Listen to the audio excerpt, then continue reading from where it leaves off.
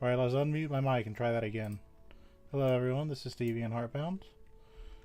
You might have noticed from the title of this stream that it's a bit obtuse, but I say it out of love. So last time we were trying to put together a thing for Dorina. Now the problem is, this is where a lot of new players check out. And it's because of the Theodora questline, the Dorina questline, and the Queen Bee Stonehive questline. Now, if you're a newbie and all you've known is Crescent Reach, all you've known is Whitefire Moors at this point, and all you've known is Gorkar Mesa. Now, this is a good way to introduce you to the game. I like Crescent Reach and, you know, Whitefire Moors. But these quest lines, Spider still, it has to do with inflation. I've had my mercenary off for a long time, and if you're playing really smart, you have about 4,000 gold with platinum. Now, if you remember last episode, we had one single spider silk cost 100 platinum on the bazaar. That's not going to let people do these quests. And unless you remember that you have to go fight the Queen Bee, then that's a timed quest, and it goes out of your quest log after about 8 hours.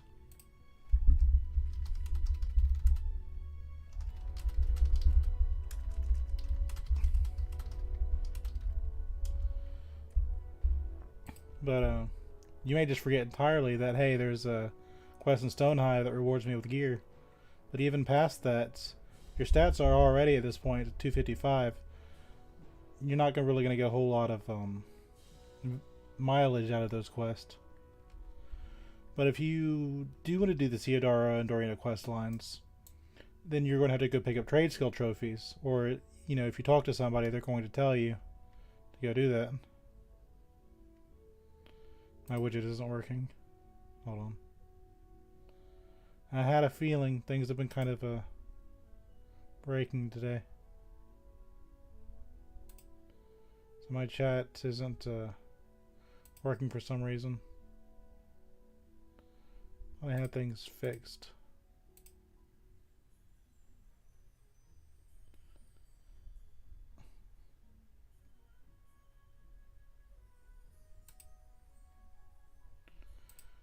Yeah, well, it looks like we're just gonna have a little blank box today. Unless I can figure this out on the fly. Well, I'll try to fix it while I'm talking.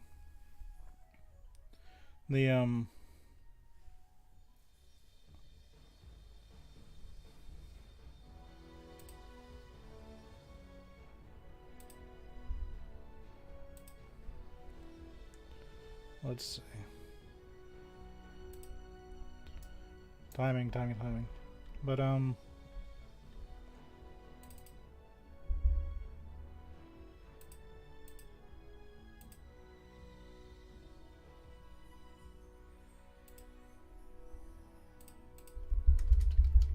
this is why I test my widget every episode. What is this? There it is. Oh, so that one works. Okay. I got 3 bone chips.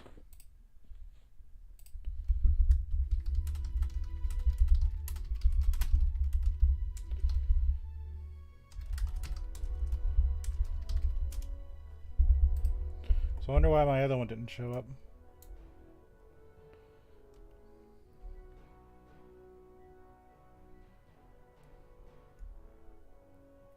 I do have Steam Labs running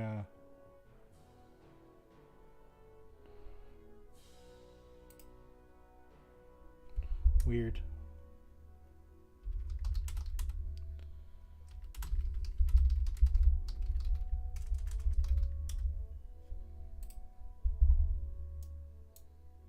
So test will show up, but not the other ones. Okay.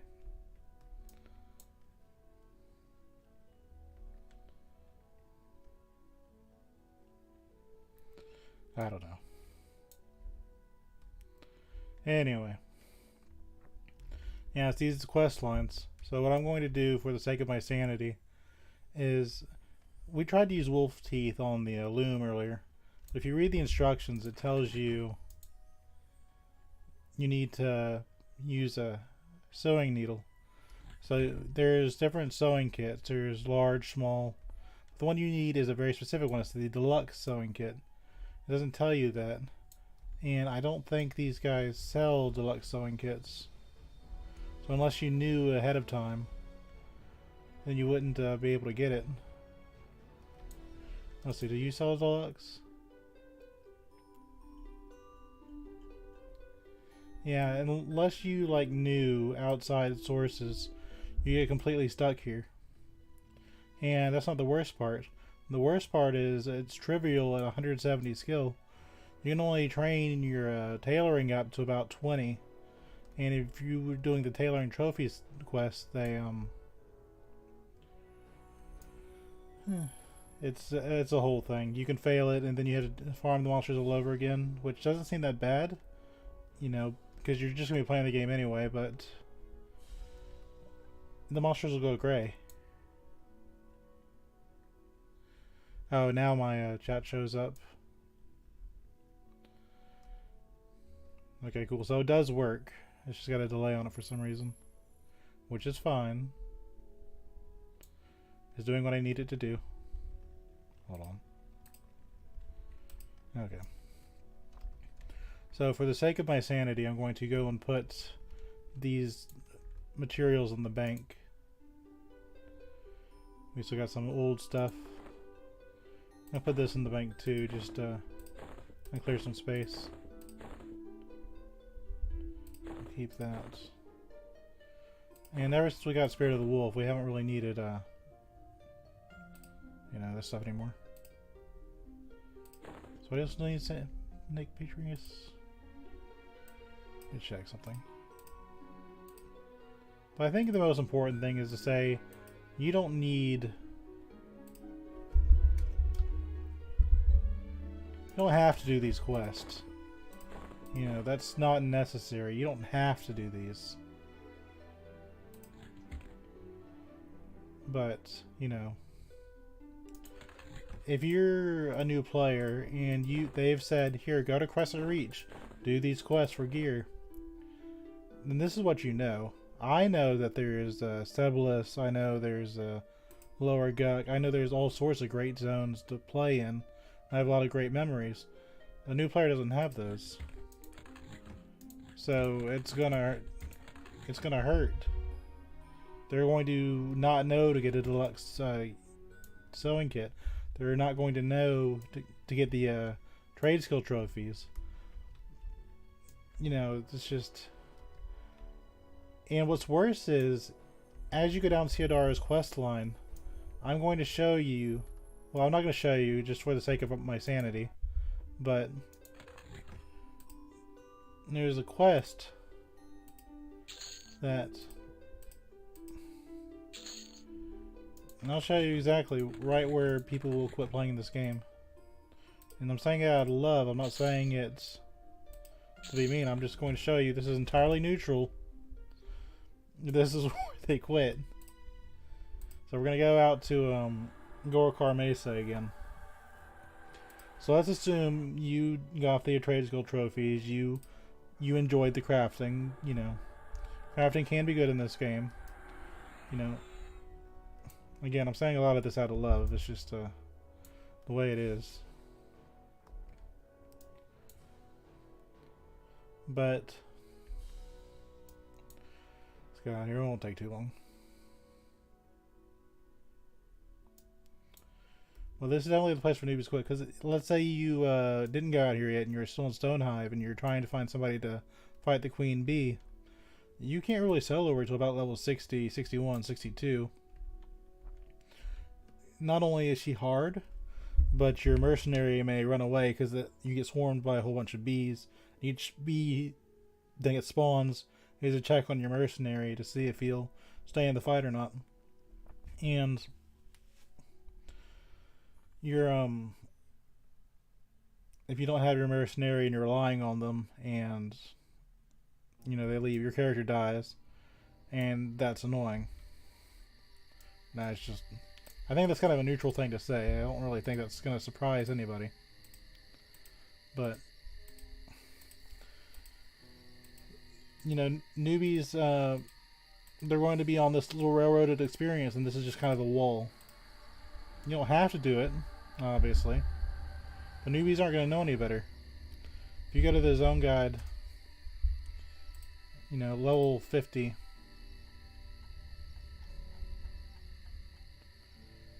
Dulac's Harbor, it's fun. I really love Dulac's Harbor. Coronor's Castle, that's fun. Megaphan's Lair, that's fun sometimes. Sanctusero can be very fun if you're evil. Like, you know, evil aligned. Plane of Innovation, I hunted in way back in the day. It's fun. Greg's Inn's okay. It's got a lot of single pools. You know, you can kind of relax there. Dogatore's Labyrinth is pain. Some people really love it. I hate this zone. Plane of Justice is a place I hunted when I was a newbie. Plane of Nightmare can be done. Plane of Disease can be done. Plane of Fear and Sky. This zones have a whole lot of history to them. I wouldn't recommend. Plane of Hate you might be able to solo, but it's kind of complicated to get to. That's another fun place. Kind of get a higher level. Let's see what's more fun. I don't see the Tower of Frozen Shadow on here, but it's fun. It's just kind of a maze. If you want to hunt giants, you can.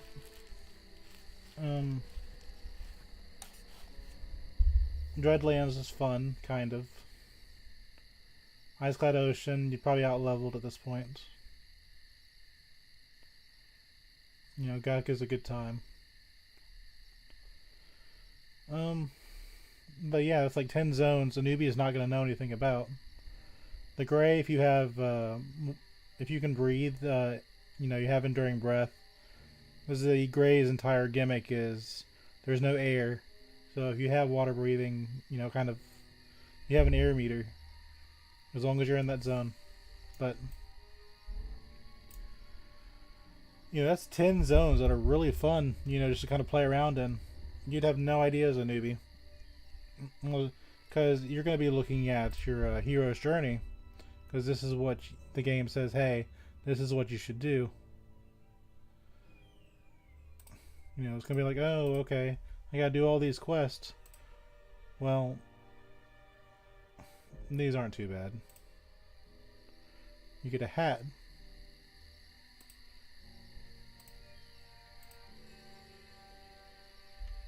But, yeah, some of them are still doing, you know, doable. But, you're getting to a point where you don't have a lot of stuff that you can't complete everything. So if you get stuck, you're gonna not want to play it. So, and that's not all. This is the point where you get into alternate advancements. And if you're playing on a basic account, I'm an old school player, so I have 1,000, but that's still not a lot. But if you're on a new account, you're gonna have about 250 alternate advancement points. Now that's not a big deal in the slightest, because if you get to level 85 and you get a chrono, you can auto grant all these AA. So if you just level up to like 85, then get a chrono, or if you want to pay for the game, you get like thousands of AA just for clicking a button. You don't have to do anything special. You can grind them out. It's a lot easier than it used to be, but it's a thing. So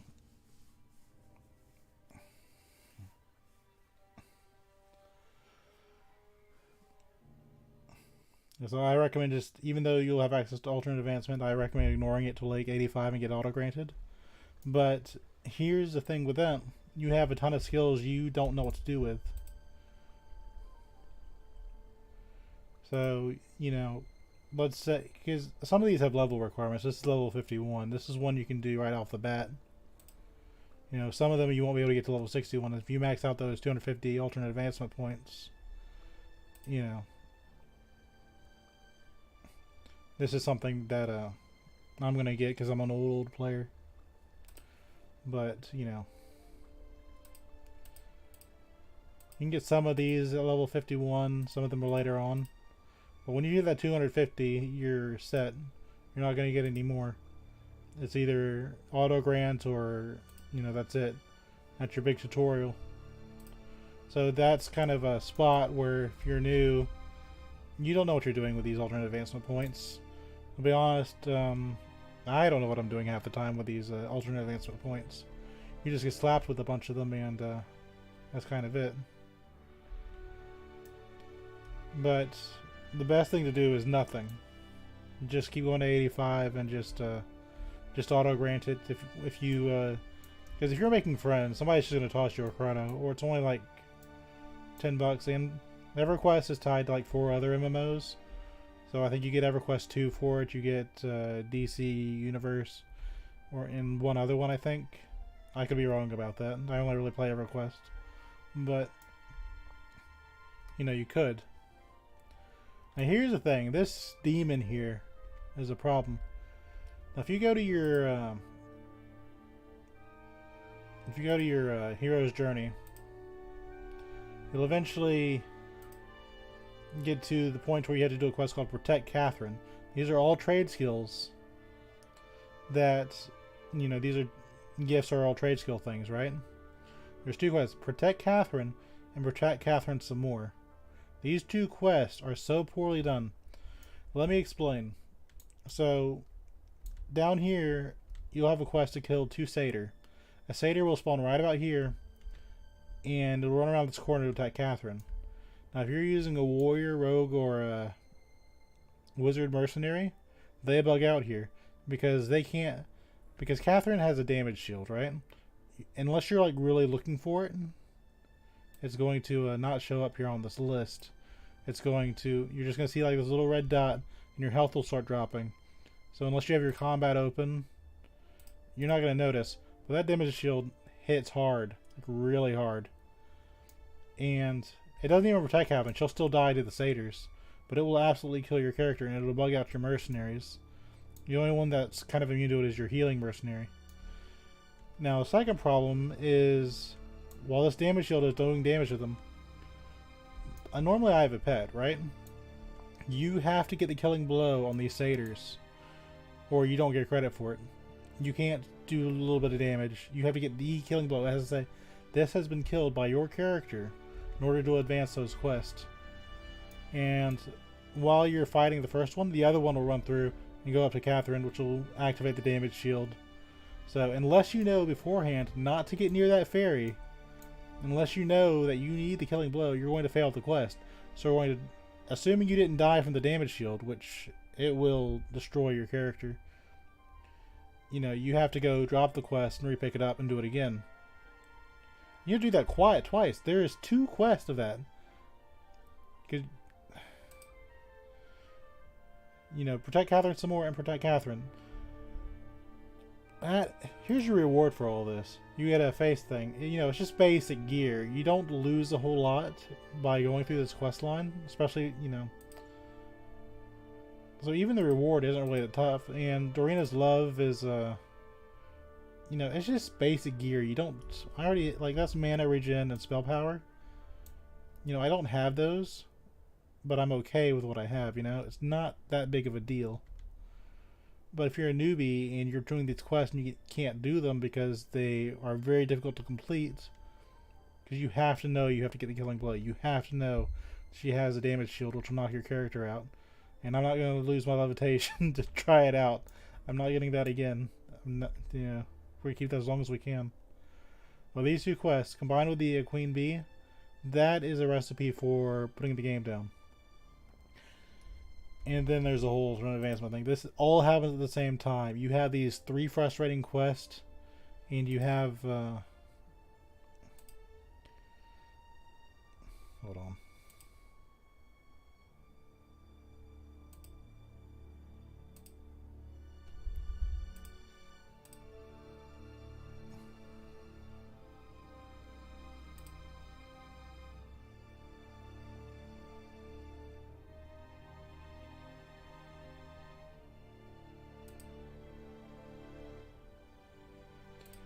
Yeah, the mercenary A's are a little bit different. You just kind of increase those and let you do different things. But if I drop this mercenary, I'd be starting over with a new mercenary. So when you pick a mercenary, you kind of want to stick with it. I could be wrong about that. They may have changed it at some point, but you know, these quests, you know, I thought I was going to do them. I was going to be like, oh yeah, you know what, I might be able to do it. And I saw the failure rate was a trivial at 170 skill. I was like, that's not going to attract people to the game watching me suffer. And you know what, I was in such a hurry to get out here. I forgot to put that stuff in the bank. So we're going to head back. I just wanted to show you this whole Protect Catherine thing combined with the other quest and learning trade skills. It's probably good I went back anyway, because I'm going to show you where to get the trade skill trophies in case you're brave enough to take this challenge on. Because it is challenging. Trade skills aren't bad. It's just the trivial rate is 170 for a quest that somebody's just going to walk into at, you know, with no previous experience with these kind of quests. You're just asking for trouble. Yes, you can skip the quest, but you don't get the rewards from it, and newbies are going to be like, I need to do these quests to advance. I look at this and I say, my character is grossly overpowered, this is ridiculous. But a newbie is going to be like, I need more stats. Level 50 with maxed out stats back in yonder day? That didn't happen. Your stats were like 100 or less. You didn't have spell resistance. Corrupt didn't exist. I don't know why that's a thing. But my character, in my eyes, is grossly overpowered. But to a newbie, you know. And then it comes to talking to the community. While these are very sweet people, they're usually retirees. These are older age group people. I'm not exactly young myself. So if you're a younger player and you're willing to kind of like overlook the graphics and stuff like that, you have to talk to the player base, you know, to kind of get these things. And they're gonna be like, oh yeah, we can do this and that. You have school in the morning. The good sir that's you know, doing the helping you with these quests, he's retired. He doesn't have to do anything. So it's kind of an age gap thing. You have to be kind of ready for that. I don't know what I need to keep, and I don't still them. But I'm gonna toss this in here so I can kind of move on with other quests.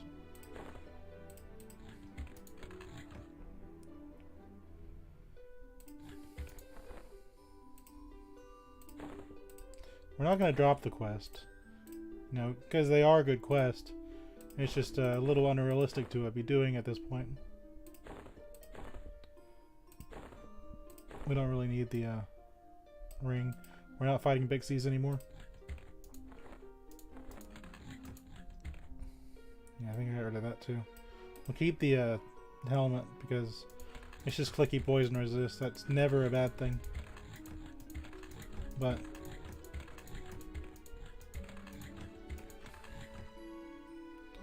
I got a lot of random junk. I don't feel like checking and seeing what I need to keep and whatnot. I'll do that another time. Malachite, I know, may just use Malachite to summon their pets.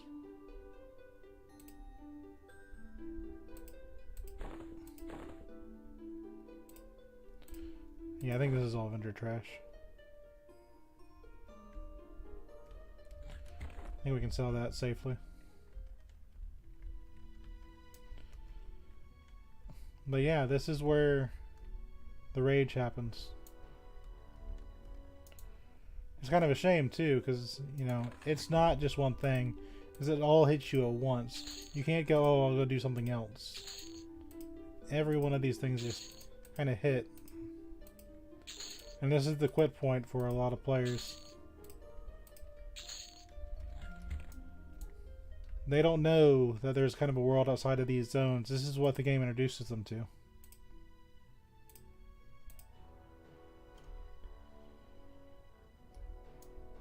So we're going to do what we can. Well, no, I'm going to show you the what you do. If you want to continue these quests, I'm going to show you where to go. We'll do a little bit of hunting at the end before I put the game down. Oh, that good, sir, is a table now. So we're going to cast Spirit of the Wolf on this table. If you ever wanted to be a table and just play an enchanter, they can turn into random furniture. Just turn this game into a prop hunt. And there's a lot of stuff you can do in this game. It's a lot of fun. To have like prop hunt in like the guild lobby or something with your friends.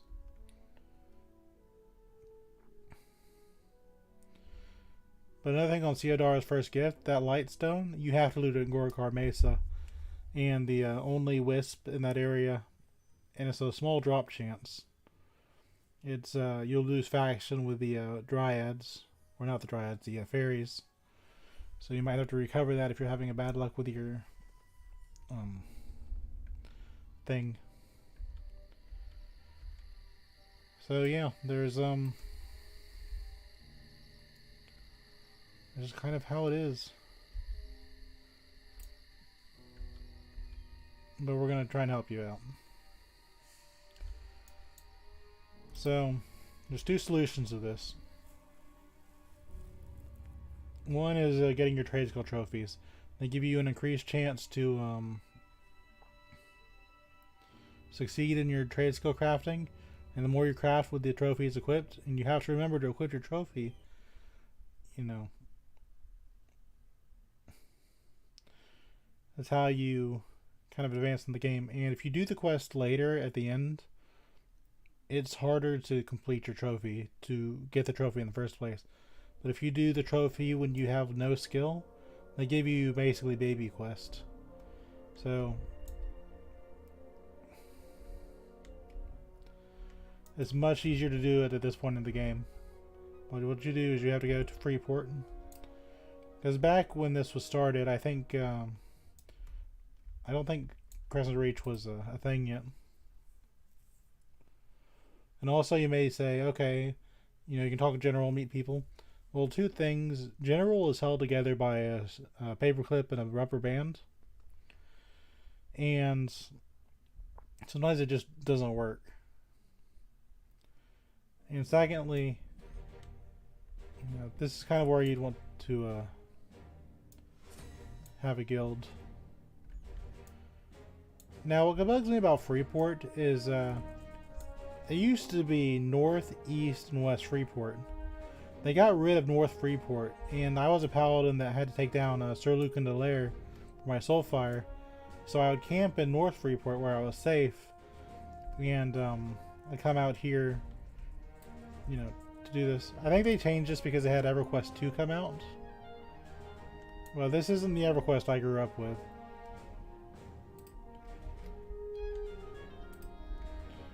Yeah, I'm a neutral character, so I should be kind of neutral to everybody. But anyway, you'll come out here to get your trade skill trophy. You'll talk to a halfling. She's a halfling. You'll talk to no, it's the erudite. You talk to the erudite. Talk to Diggs. Okay, so you turn into the erudite. You talk to the halfling for your quest. It'll give you a test. And all your quests, you know, they're all right here. You just kind of go through the motions. Now the problem with this is you need all of them. Because if you're trying to do Theodara's quest, his gifts run you through every single one of these trade skills, including fishing. So that's the thing. This, I don't think this Newbie zone ever got used, but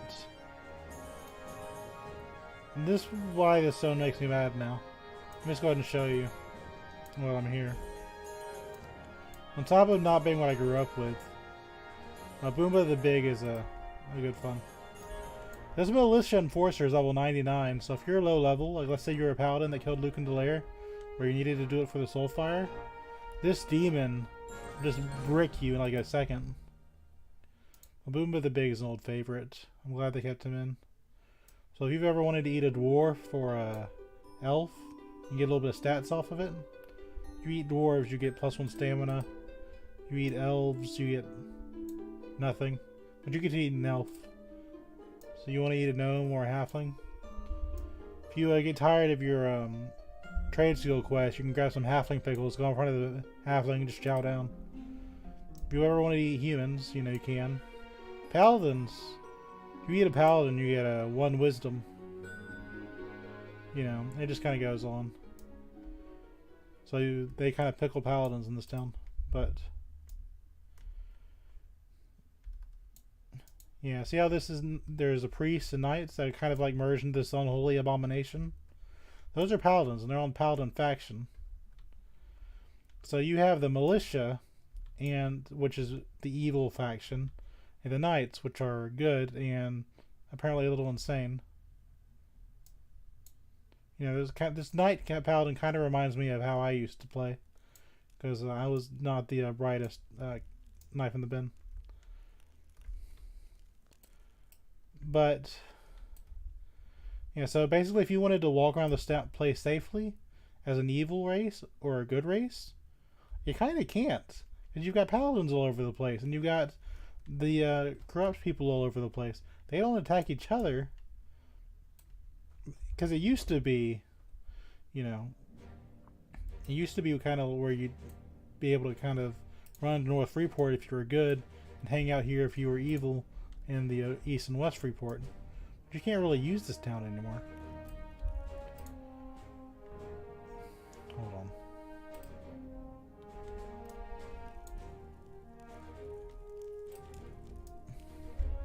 on. I think this was meant to kind of... because in EverQuest 2, the main town was Quanos was the good town, and Freeport was the evil town, which naturally kept Sir Lucan Delaire alive because he's like their big leader. I don't know what's going on there, but you know, there's a commander. He's my level. You know, they're not meant to be hard. Like these are, you could defeat them if you're high level. But then you've got that militia level 100 that sits near the entrance of the town and just body slams anybody that comes through. Fortunately, I'm neutral, so I can kind of just do my own thing. It's kind of hard to navigate even with a map. I don't go here very often. But I wanted to show you, because I had my Dark Elf Cleric by the this is the Mages Guild, by the way, which looks pretty cool. I think it was a cool building, but I used to think you got to the gates of Discord here, but that's not the case. So I thought you had to go to this place, and the entry of the gates of Discord was in this building. I don't remember why I thought that, but if you're a newbie Dark Elf and you think you can kind of like get like the dubious with the knights, this little gnome will chase you down. How do I get through here? Guard Relic, your town is kind of annoying. There's a reason nobody uses the new town. But you know, it's got all sorts of like vendors and stuff. And night patrols that kind of go through the walls.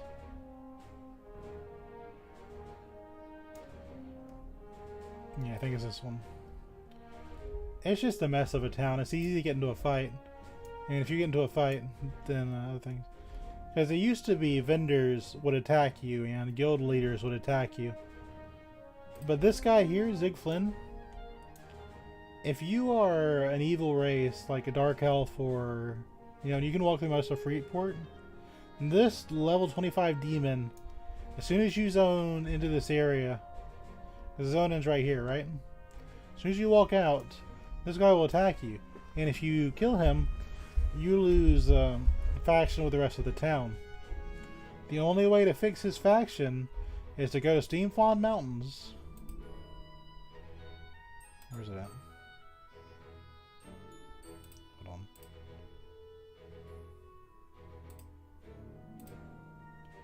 And I'll find it.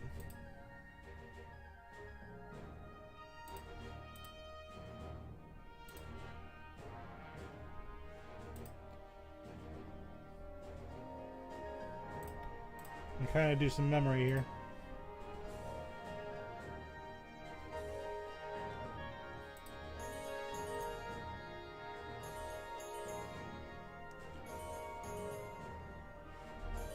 If I can find Steam Font Mountains. I'm probably missing it.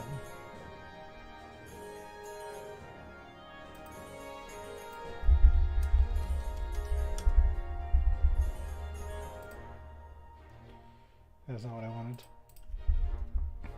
But you go to the Steam Font Mountains and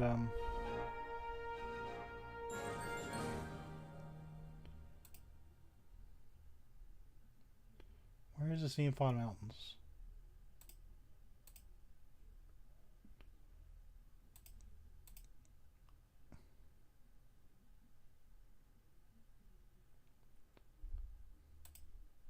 I cannot remember where Steam Font Mountains are. But you go to Steam Font Mountains and there's a place where you fight Minotaurs. Meldrath, you fight Meldrath and its Minotaurs until the Gnome faction. Where's it at?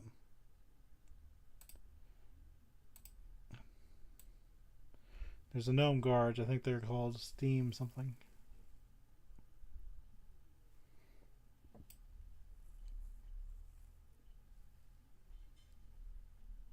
No, what are they called? Anyway, I think he's on the same faction as the gnomes guards. So as long as you're okay with the gnomish guards, you're okay. If I see it, I'll know what it is, but can't think of what it is. Gem Choppers. He's on the Gem Chopper faction. That's the gnomish guards. So that you go to fight Meldrath till the Gem Choppers is at least dubious and he'll leave you alone. But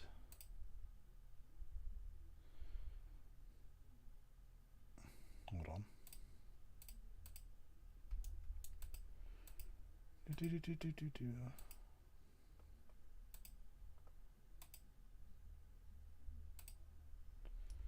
Which is current zone, but yeah. Not sure where Steam Font Mountains is. Like, I should know where it is. I have like a map of this old game like right next to me. But yeah. Anyway, you go, that's kind of the troubles. There's the Ashen Order right next door, which is the Monk Guild. Well, they don't come out and attack you like that gnome does. That gnome, if you're low level and you're just trying to get through, that gnome will just like be at your ankles immediately. I do like how they'll spar. I personally think the human monk is the best animated, like the old models. The new models aren't really too kind to monks, but the old female ones, they're really good. The guys could kind of take off. I think that's the only shirt model where they take off their shirts, but you get kind of this cool look. Yeah, there you go. See him? He did a kind of a tiger strike. There's nothing really in here. They're all vendors and guild masters, which don't attack you anymore. So the Ashen Order faction's kind of not really that big of a deal. But that's the thing. So basically, that's what you do. Is you get those trade skill things, and if you wanted to use Freeport proper, you have to have very specific factions. So, for better or worse, that's what's going on there. Now we're going to go to one more place. It's called Nidaria's Landing. And it'll get your trade skills up to 50. Now remember earlier I said trivial is 170. So you still have a lot to do as far as getting your trade skills up just to accomplish these two quests. I personally am not impressed with that. But if you're going to do it, I might as well show you what you need to do. So we're going to go back out here. Oh, and if you're a good race, there's in one of these inns, there's a delegation from Felwith. So there's a dwarf and an elf. They're rather high level that you need to stay away from if you're a dark elf. Where are they at? You usually don't know until you run into them once on accident. But one day I'll explore these cities properly.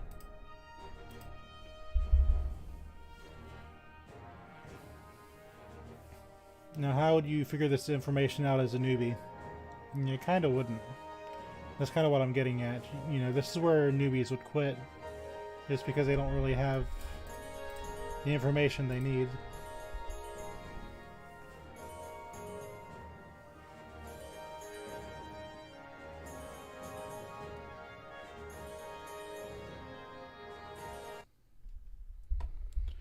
So we're going to go to a place called Nadaria's Landing. If you really want to do these quests, you really want to get your trade skills up.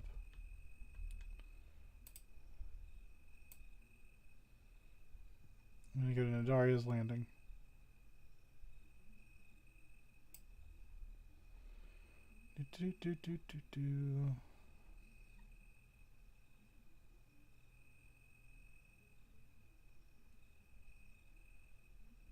Oh yeah, wait, it's not up on here, is it? I gotta remember how to get to the Nadaria's Landing. Even better. I gotta do things from memory.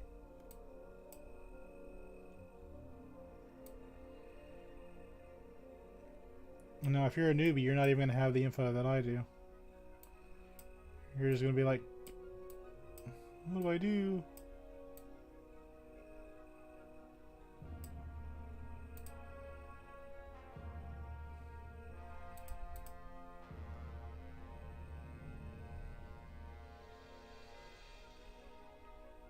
We're looking for Nadaria's Landing.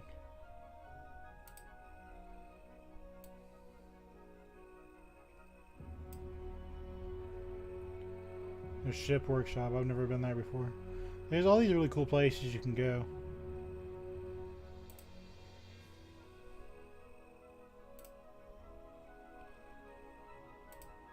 So we're going to go to Nadaria's Landing.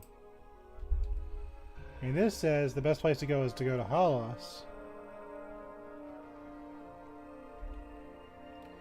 Now if you're an evil race, then Halas is the home of the barbarians. It's not going to be a safe place for you to be.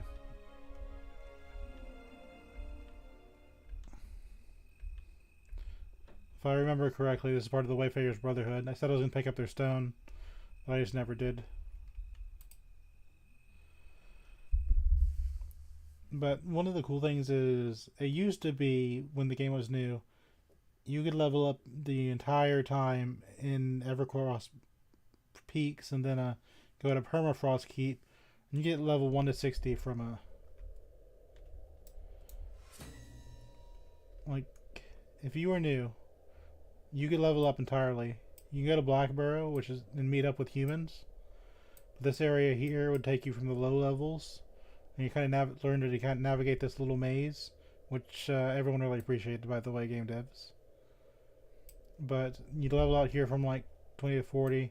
Out here like level 45 or something. Then you go to Permafrost Keep, and that's how you'd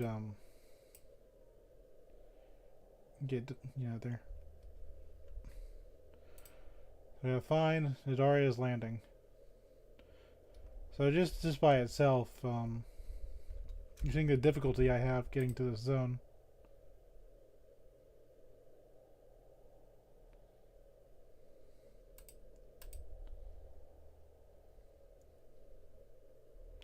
The way to get there is by a Magus.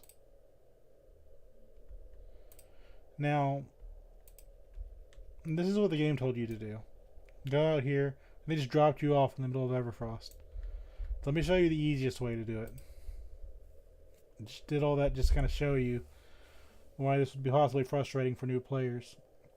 Because it's absolutely frustrating if you don't know what you're doing. So let me take you to the easy way.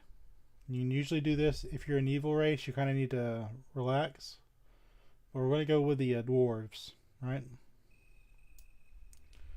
So we're going to go to Butcher Block Mountains, because this game doesn't want to tell you how to do things right. And it's right next to the Hollow Stone. You just go to Caledon. That's the Dwarven City. So you go here.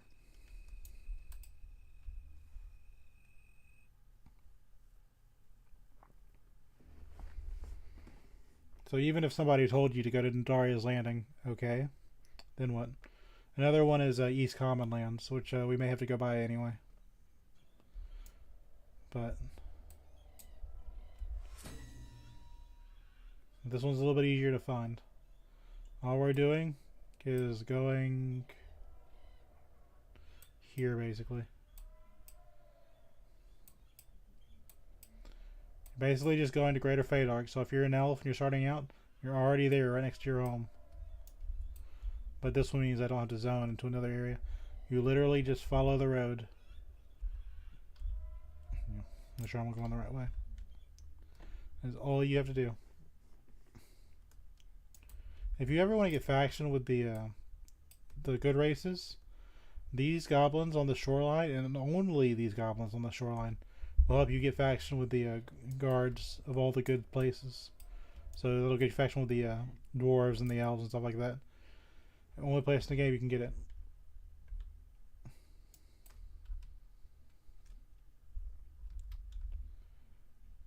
I'm not paying attention. But these bandits, they're good for getting faction. You can get faction with them, but it's usually not a big deal. Orc runners, if you're an evil race, don't attack the orc runners or the wandering greenbloods. You will lose faction with your home cities, and that can cause you problems later. The orcs that are blue, they're aligned with the dark elves, and they have an entire dungeon called Crossbone.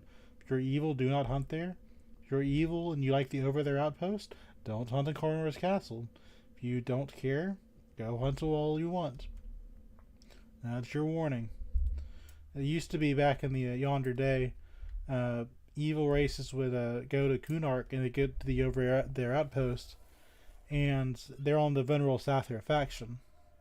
So once they had been in leveling in like Carter's Castle, they go back to the over there to like bank and sell items, and they weren't welcome there anymore. That entire zone would go hostile to them, and they'd have no safe spot on Kunark. And that was you know, people got around it, but actually, I'll show you, tell you how they got around it. Let's pull up Bruno's Kunark. So this is the over there, right? Let's see. You would come in on this boat, and this is the over there outpost that's on Venerable Sathir. This is the evil outpost. Way down here, in this little circle, there's a vendor that's long forgotten, but it's neutral to everybody, and it's an Ixar, and you can sell all your stuff to her. Back then, coin weighed money, so when I wanted to hunt here, since my paladin wasn't welcome here, I camp out here next to this Ixar that sells to anybody, good or evil. As you can tell, this vendor has lost the time. It's still there. I know it's still there. But no one really appreciated that vendor like I did. And there's another one which is a little bit more common.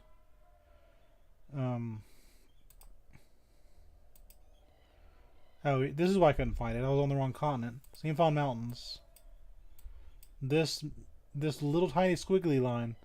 You hunt in this very tiny little cave until the gem choppers are dubious or higher, and that no one will leave you alone. But there's another one here.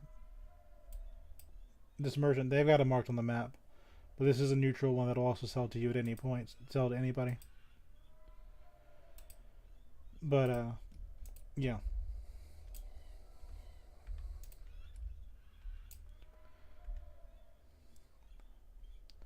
So you just walk down this road from the Plan of Knowledge book. There's no challenge. You're not in the Halas nightmare. Like, if you're a barbarian and you're back in the day, you knew how to navigate without a map. You didn't have maps back then. That Wandering Greenblood, if you're a dark race, don't attack it. It will damage your faction. You really get nothing good from it. It's kind of just there to kind of trick the new dwarf players. Like, I defeated an ogre. Oh, okay. Look at the factions you lost. You didn't really gain much.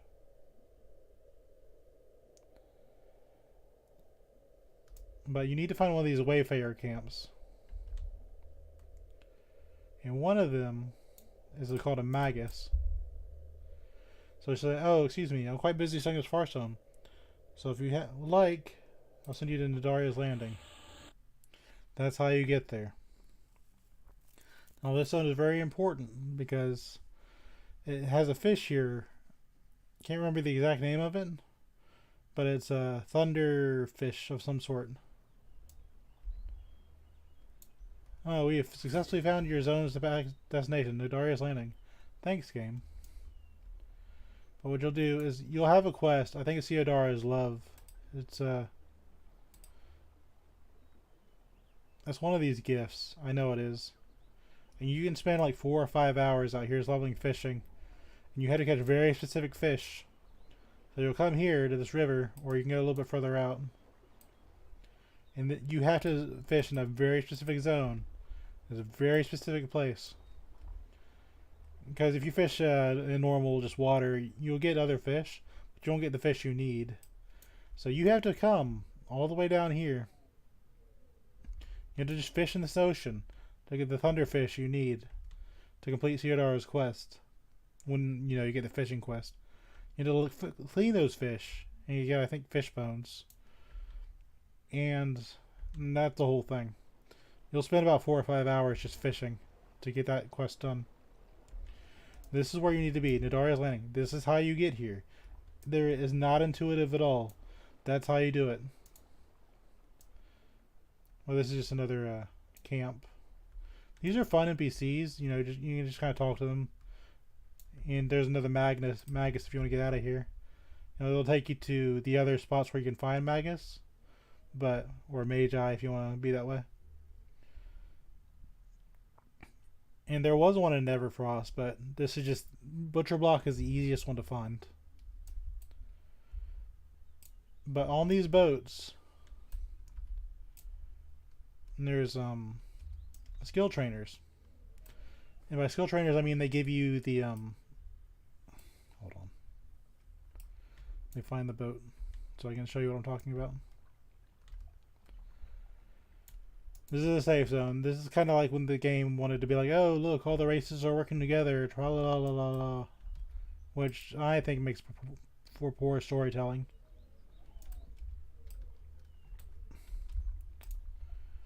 Hold on.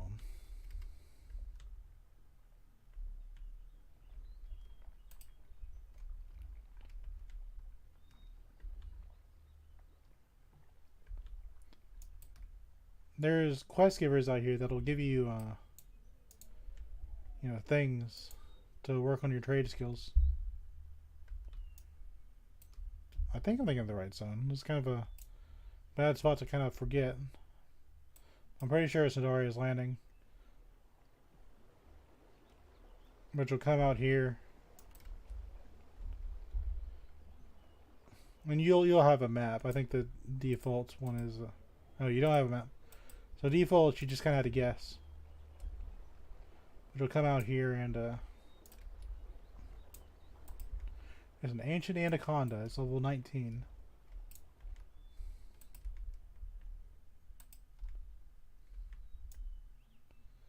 I'm pretty sure you can work on trade skills. Yeah.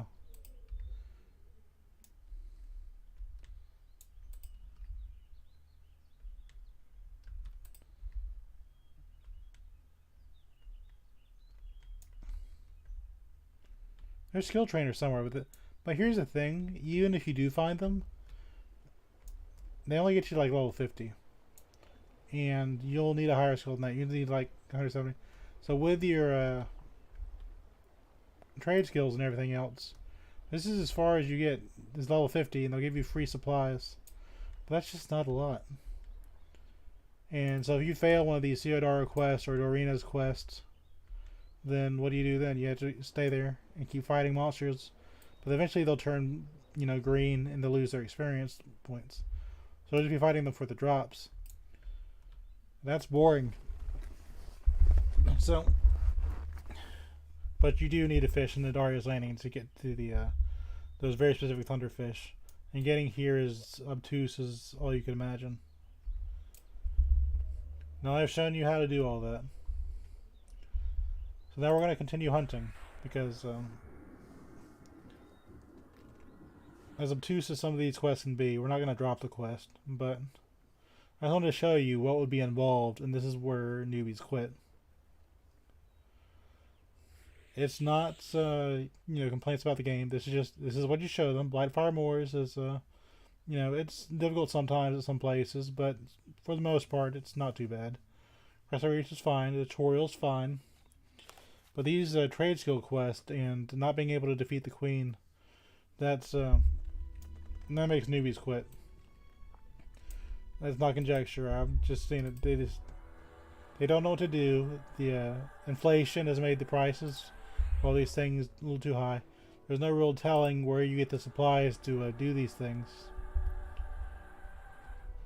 It's not really hard. It's just so convoluted.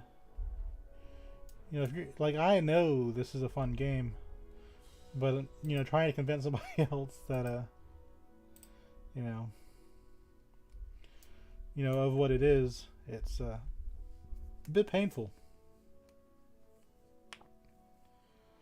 But we're gonna keep leveling. I have thoroughly explained why newbies quit at this point. Yeah, it's just you can't go if you're trying to complete this stuff and you don't know about any of those other fun zones, and then you're just like, well, okay, what do I do now? You look online. If you're able to find Alakazam, you kind of get hints, or you talk to people. They can't really carry you through trade skills. They can say just keep going, leveling up, but then you really don't know what's going on. You're just kind of lost. But yeah, this is where newbies will definitely get knocked off the train, so to speak. Now I have explained it. I'm going to continue adventuring. And the real simple question and the way to not quit is just to avoid this quest. You won't be able to. You have to complete the hero's journey at some point to get your little trinket powered up, but you don't have to do that now. You can just completely ignore it and be like, no, we'll just do it later on. We're gonna keep having fun.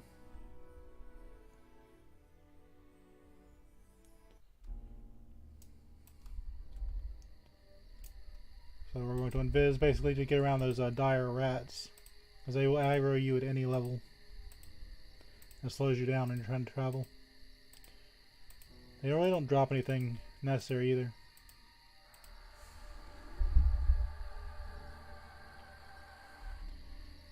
Plus every time I cast Endure Magic or Invisibility, I gain some schools, trees, skills.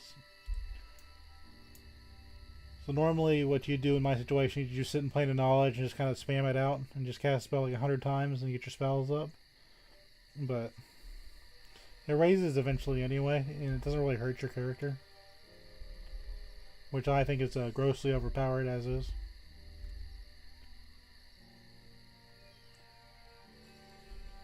So since we're going to kind of ignore these love quests because they are just really obtuse, we're going to go do what Nadelsu wants us to do. Destroy some of the rocks that the Ori consider important. Destroy the rocks, you need to find a polished lake stone. You can find one in the lake around the stone that the Ori gather at. Once you found a stone, take it in your hand and smash the rocks near the Ori.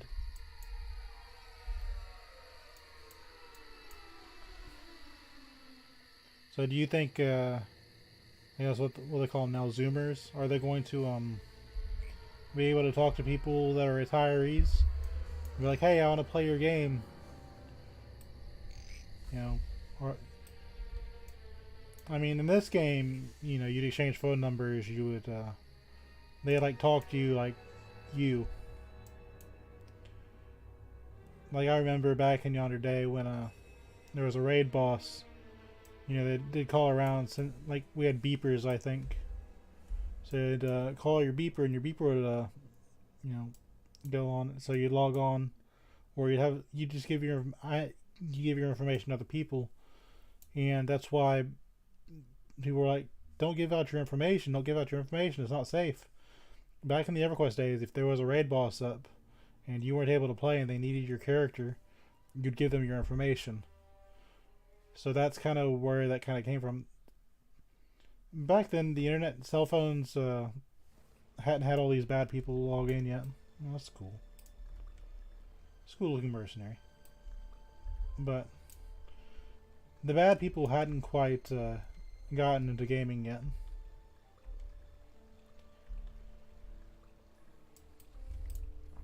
So that's kind of why that's the way it is.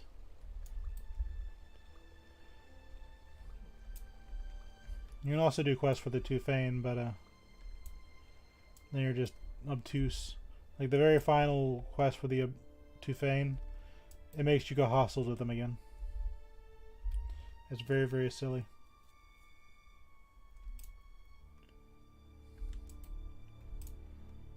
So before we get into danger, we're going to rebuff ourselves.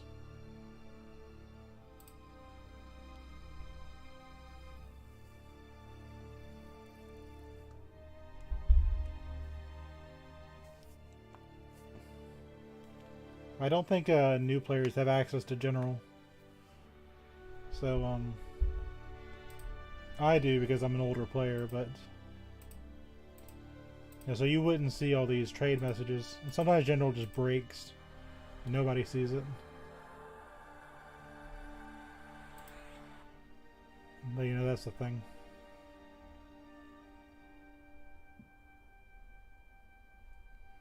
Buff up our deer cat. I think we're getting to the point where Endure Magic is going to actually work properly. Don't quote me on that. You know, that could still mess up, but we're in a good spot.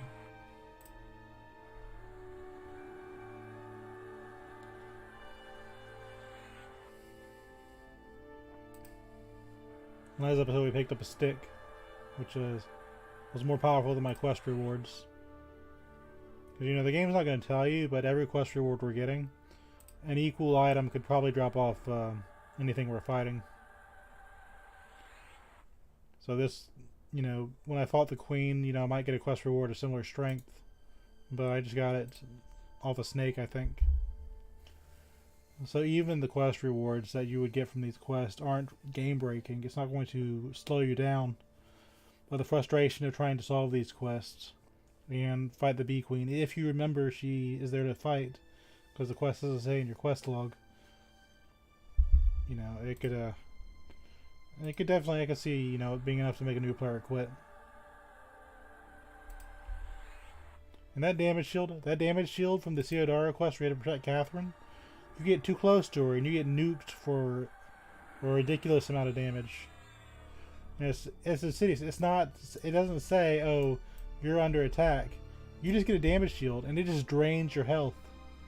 If you don't pay attention and you don't see it, your character dies and you don't know what happened.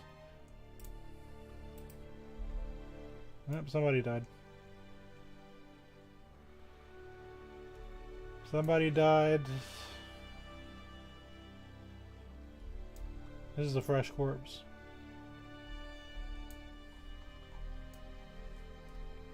So there should be stones in this water.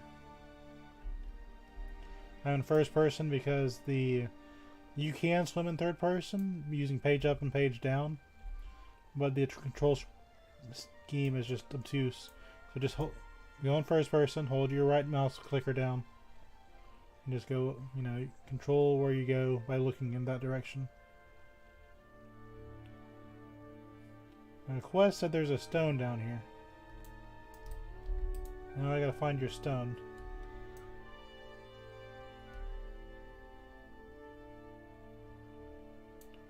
Am I correct?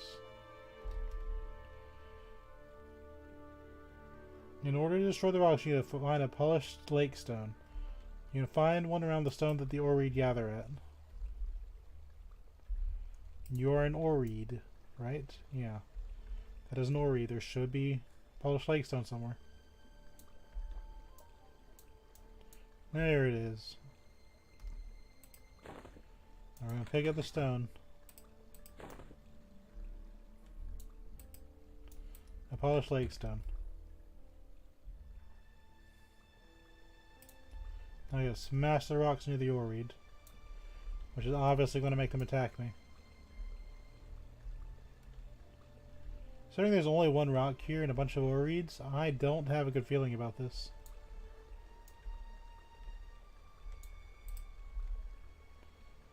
They're not that high level.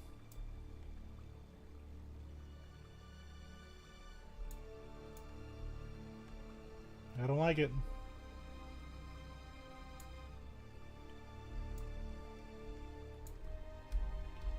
I don't like it.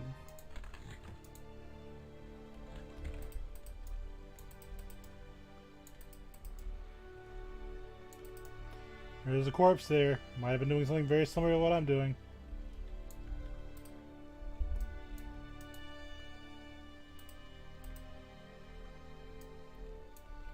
Yes. You need the polished rock from the lake to break this stone. No.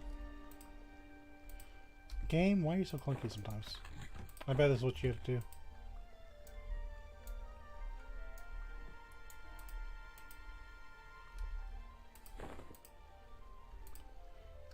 Let's try U for use.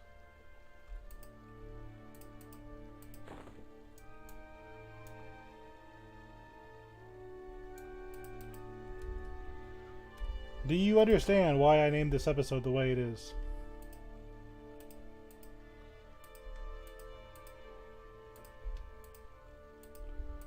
How about... hold on. I can fix this. This entire day has just been me trying to fix things.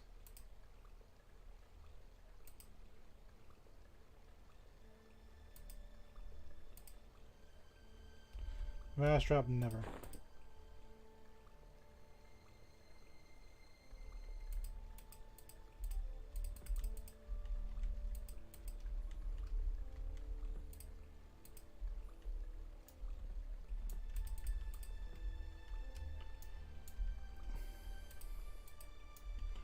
I want to drop the item.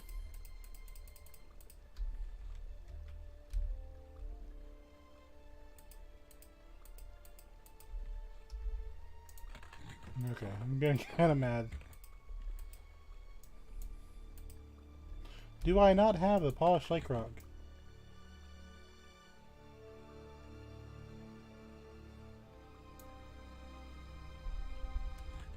Video games, I swear.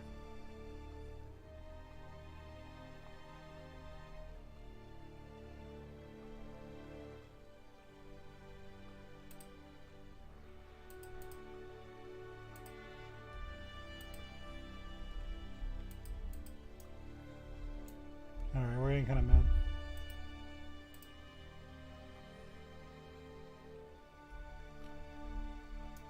Well, what we're going to do is we're going to walk like an idiot for a second. There. Okay, so we're going to take a deep breath. We're going to try something else. Sure, it'd be cool to have these items. But trust me, we will get wiped out if we try this.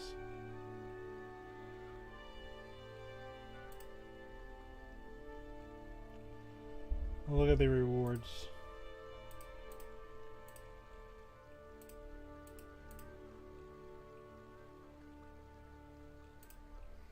I crank the malady, that's 50 plus. So a lot of the quest left we have to do is higher level quest.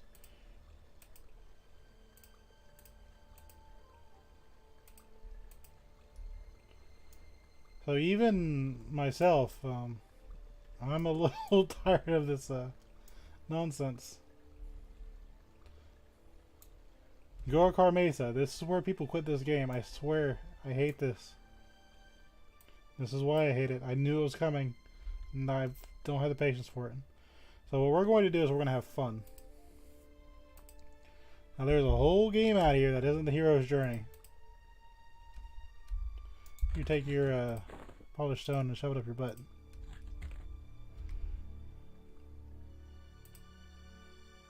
So we're going to go to Zone Guide, and we're going to have fun. Where do I want to hunt?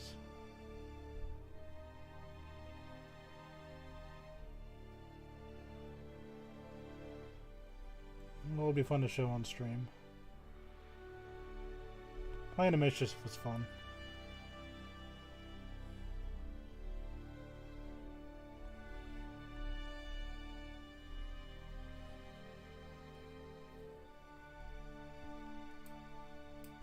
Let's go to Dulax Harbor, I think. Yeah, this is gonna be fun. So we're gonna go to Dulax Harbor. We get lots of cash and drop a lot of money out there. Origin isn't back up yet because it's also going back and forth. But yeah, this is where people throw the hero's journey out the window. You go to Dulax Harbor and just have a good time.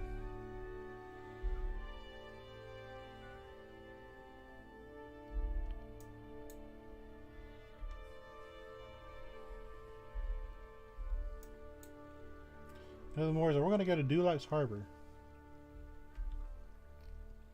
Which means I need to remember how to get there.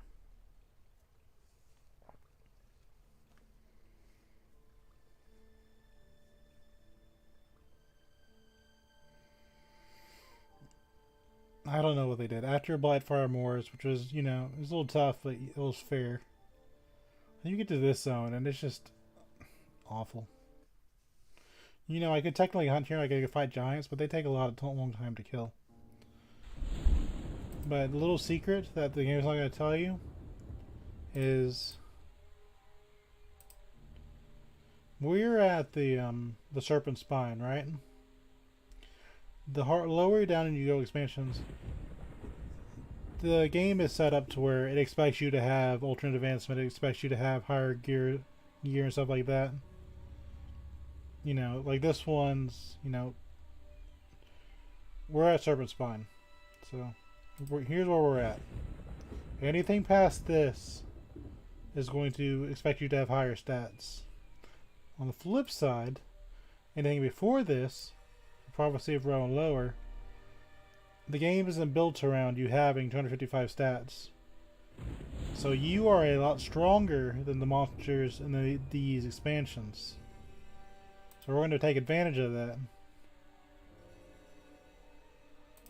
Where we're going is a Legacy of Ikisha zone. So we are much stronger than where we're going. Because the game just, it wasn't designed for the Serpent Spine's Hero's Journey.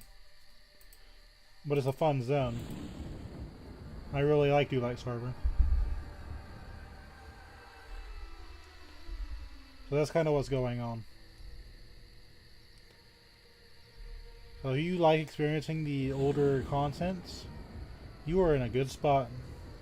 You want to see all the new stuff that they've made, which it'll all be new to you if you're not very familiar with the place. You know, it's just not a big deal, but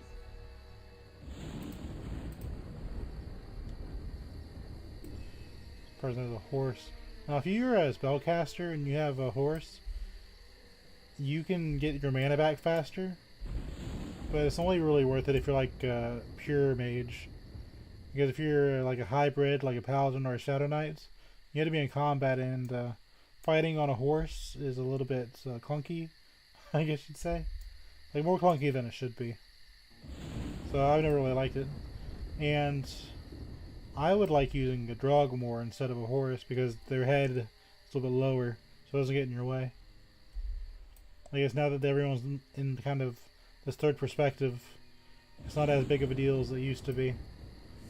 But you used to not be able to go into third perspective. Your game would just always be like this. And you kind of like go up and down with your mouse. I enjoy it. This is something I'm used to. You'll see in Skyrim, I'm kind of the same way. You know, I'm more than okay with first person. But different people play different ways, so I understand that. Well, this is about as much as I can stomach of the hero's journey. We're done with the hero's journey.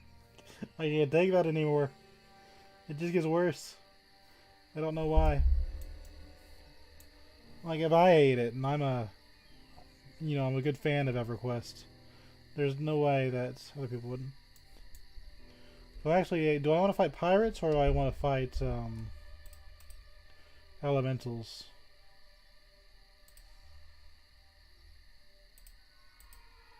Hold on. I gotta make a coin flip. Do I want to fight the old pain eel? Or do I want to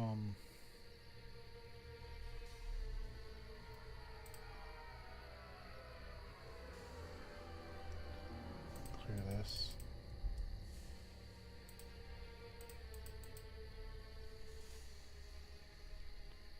Hold on.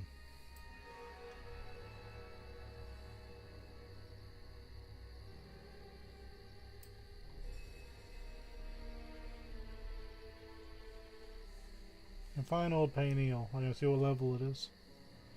Also, it used to be you just have to guess. Like I remember going down there and the first monster was like level 36. And Tower of Frozen Shadow is fun.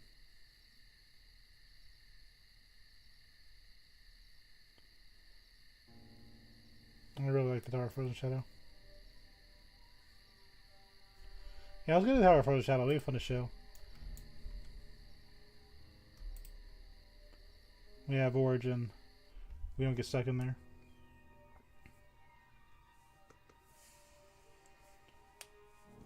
So we're gonna go to Velius. I think that's gonna be more fun.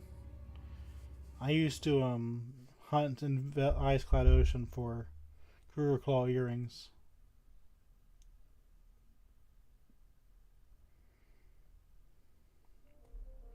See if I remember how to get there. So it used to be you go to Ice Cloud Ocean on boat, but I think for some reason they decided boats weren't cool anymore. Maybe they just wouldn't act right. So I remember some people talking about getting dropped in the water as soon as they zoned in, because the boat took off without them and it took too long to zone in. Yeah, I think it's a great divide. There's a way to get there on boat. This takes you to the dwarf city.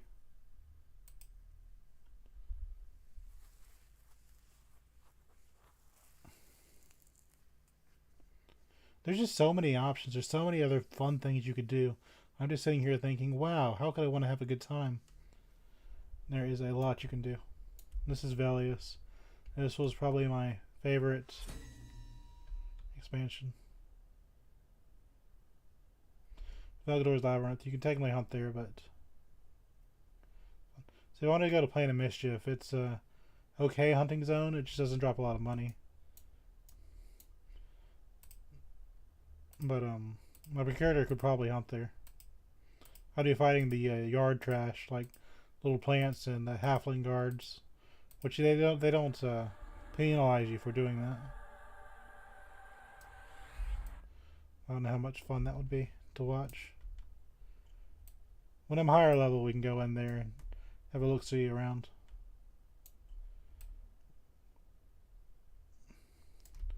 Now what I didn't do is, there's a city of ice dwarves, which is where that's supposed to take you. If you're a wizard, you would go in here. But we had to do this without a map, and as you can tell, it is very white and very nothing. So finding that city of Thurgadon, you'd have to look for the river, and then you just follow the river down. When these are frost giants, if I was not invisible, you would be hostile to me. The only time these frost giants are not hostile is if the deity you worship is Ralos Seg. That will make these giants not hostile to you. There's also a dragon faction in this expansion, or if you worship Vishan, like the dragons do, or bards could back in the day, the dragons at the start would not be hostile to you. But those giants will get in your way on the way to Thurgadon. So that's a thing. Those giants do drop a good bit of coin, but there's an entire city full of them. Everyone, like, people will tell you the religion you worship doesn't matter, stuff like that. Well, no, they're wrong. You can get cultural gear if you have a religion or a deity that you follow. And some things like if you worship Ralos Seg and you're an ogre, you'll be hostile to some factions in Neriak, the Dark Elven city.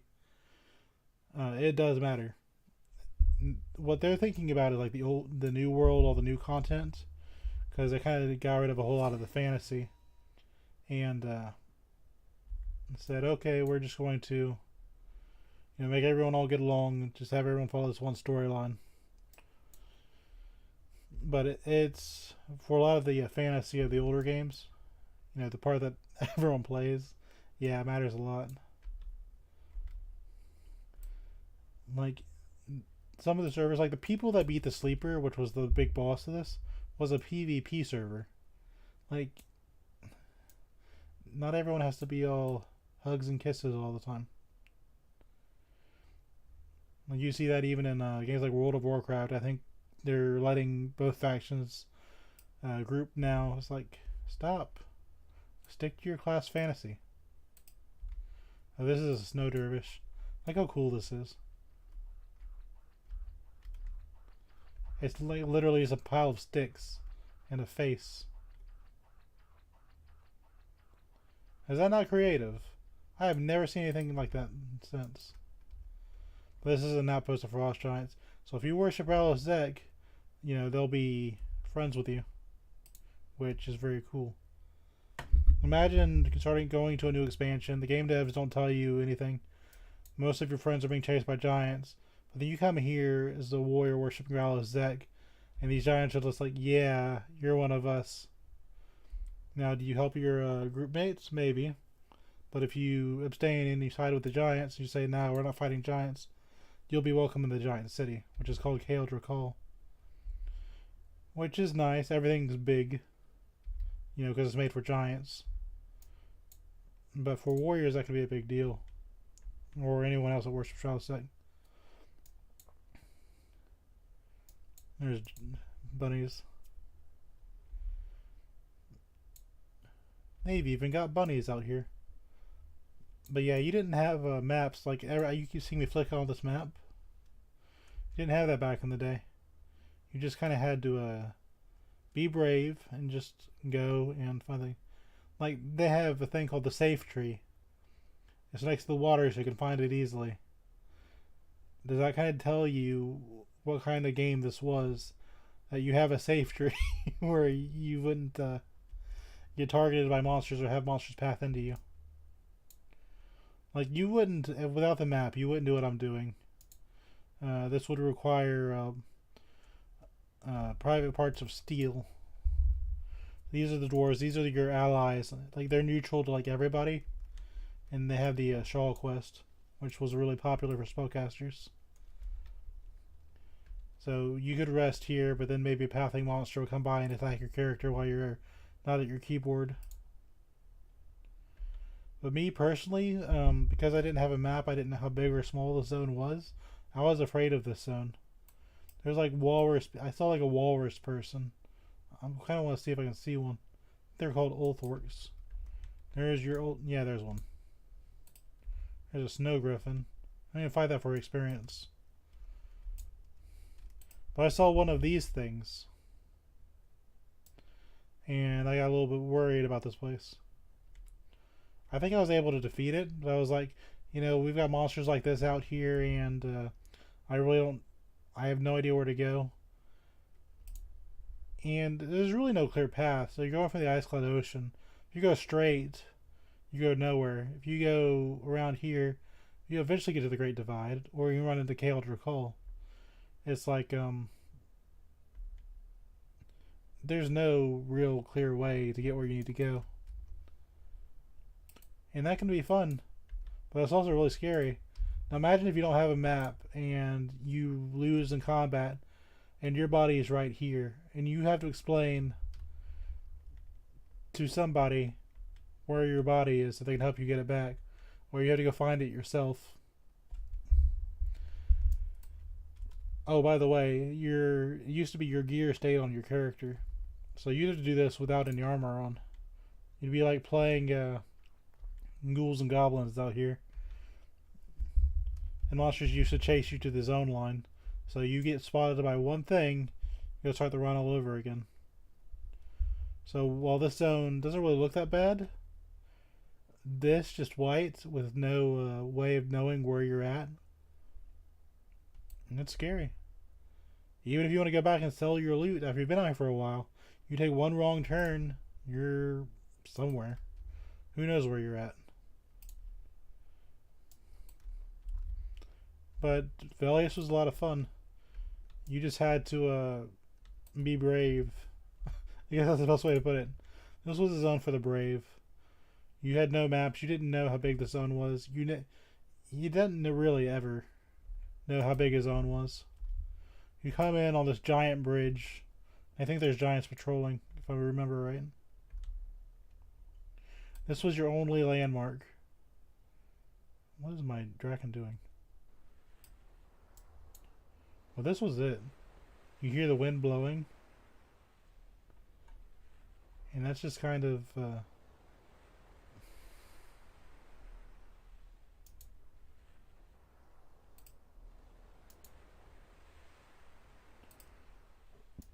that's just kind of it.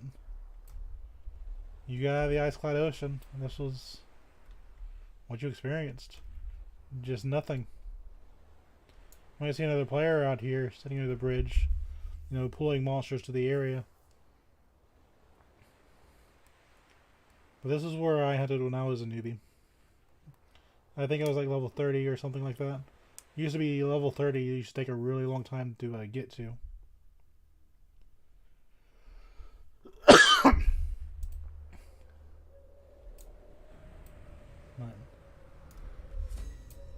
You would, when you got to the ice-clad ocean, yeah, you come in through North Row. Well, it used to be Oasis, because North Row didn't have it.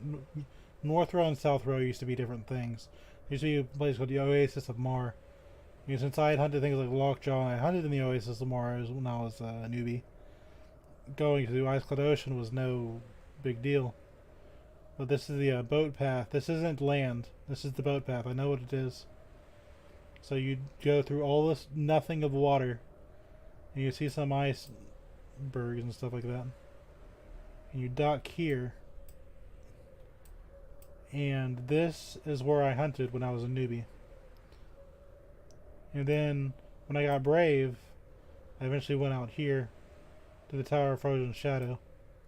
So I'm going to have a big nostalgia fit, basically. But we're coming in from the Eastern Waste, because I couldn't remember to go to the Oasis of Mar, which is kind of my shame. This is for the Shawl quest that Cold Ain do. This isn't anything we have to worry about. But we're going to go here first, just kind of show you where I hunted as a newbie. Because I didn't know how to make money when I was a low-level paladin. I was about level 32, 33, I think. But level 30 was like, they called it a hell level. You'd be out here forever, and you'd have a little merchant out here. You didn't have a bank, so when I got my money, it was starting to weigh too much. I had to go back home. And then I go to the East Common Lands. This is the giants I was thinking about earlier. So if you wanted to go out here, you had to fight these elite giants. If you were a worshipped Rao Zek, you could avoid these fights. This guy was scarier looking. He's a very scary looking being. Especially when you don't know what's on the other side. We have a map now.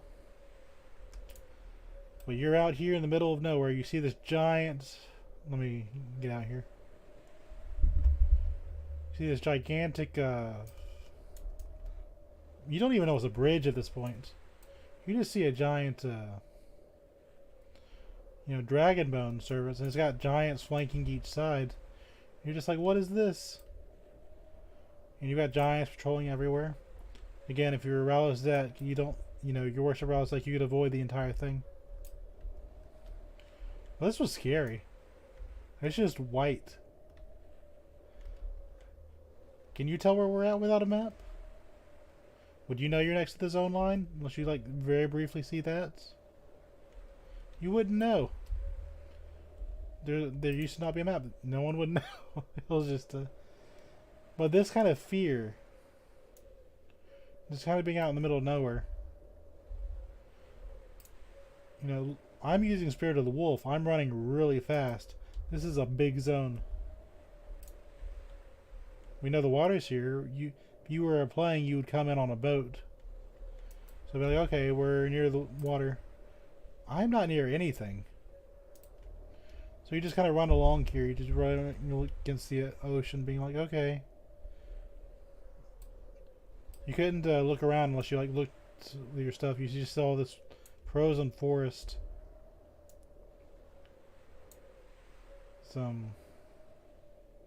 I really like the way this was, because when you're scared like this, you don't really want to be alone. You want to talk to your guild mates. You want to talk to other people. Like, hey, I'm out here doing XYZ. Like, oh, cool. And they go wander around together. You just try to find your friend out here. It was I really missed this, but there's a pack of wolves out here. I'm higher level than these guys, so they're not really a threat to me.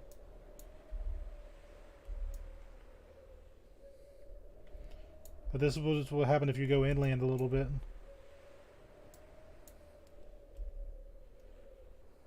And again, if you worship Alozak, you avoided most of the danger, because these giants will be friendly to you.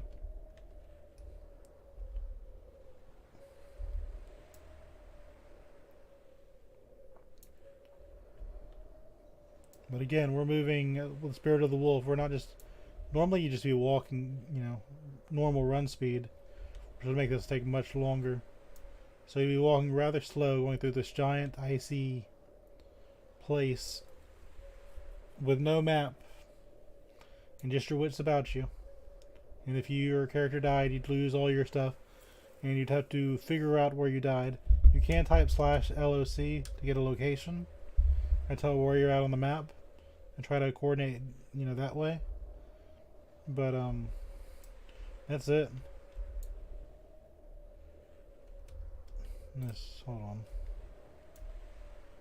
I'm gonna do something stupid, because this says it's a teleport, and I don't know where that teleport goes. Where does this do?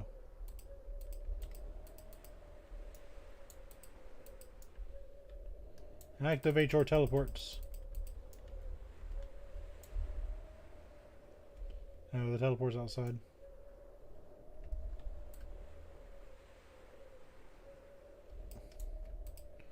No, it's not. Explain your teleportation.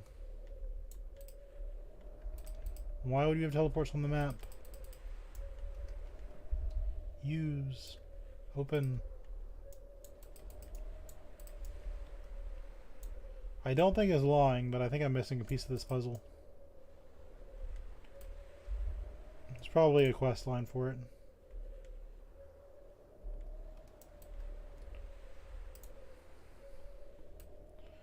Come out here.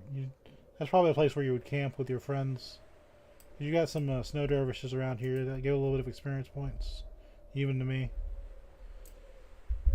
So that'd be a pretty good place. You normally look for a landmark. If you died, you'd be like, "Oh, I died by this strange building out there," or "I died by the dragon skull."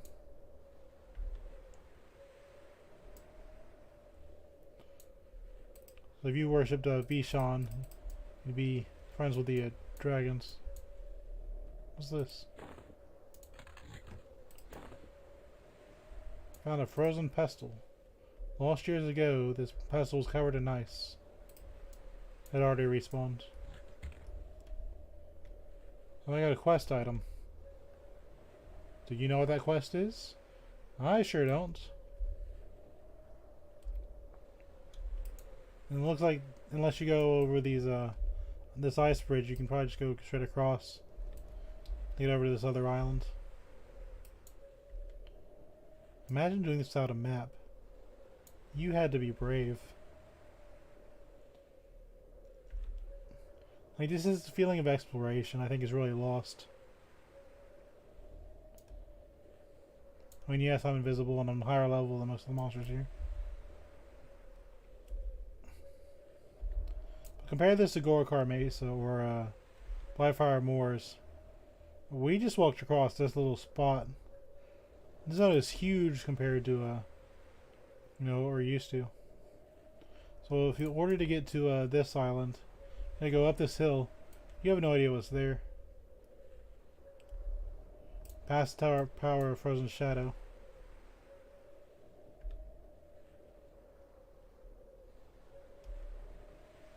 I think this is the expansion. This zone cap or level cap was level 60. I don't remember it being higher than 60, but maybe. I'm pretty sure this is 60. But like I said earlier, you know, anything past the Sharpened Spine would be easier. And this is Scars of Velius. You know, this is just different things.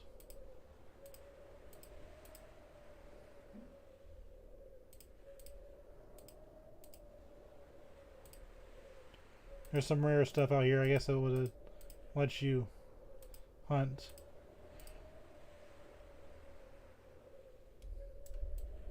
I defeated some of those monsters before. Now, if I remember correctly, these gnolls are friendly. I don't think these are hostile. Yeah, even without invisibility, they don't care. So they go through the entire game hunting gnolls. They're not worried about you.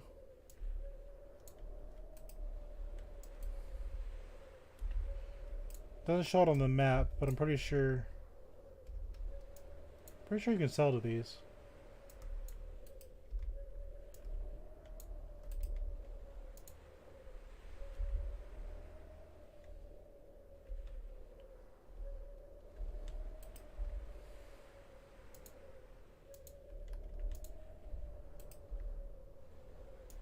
Oh, there's a vendor out here.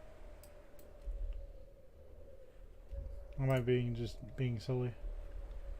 But these gnolls are friendly. It's a good place to kind of chill out and relax. If you fight those gnolls, it's a lot harder to get across this bridge.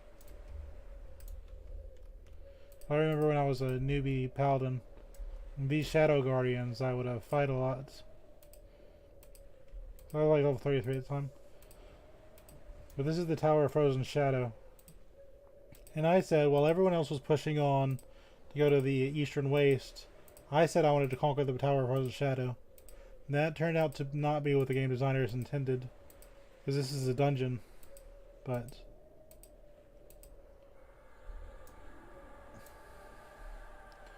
it's a dungeon I hold fondly. I'll show you the rest of it. So this little area was my hunting spot. To my surprise, these weren't undead. There's these snow cougars, and these drop the cougar claw earring, which was just an item that gave decent stats. Well, what I would consider decent back in the day. This was like just basic warrior gear. It didn't do anything special, but I went back to these homelands and I could sell it for like 250 plat, 300 platinum, and that would pay for my paladin spells and my food and muffins and milk, and let me keep going and keep playing the game. You know, besides paying that subscription. But I paid my dues. But yeah, to even get over here to the Tower of Frozen Shadow, you had to cross this things, and this to me stressed me out because I felt like I was going away from the little hunting spot.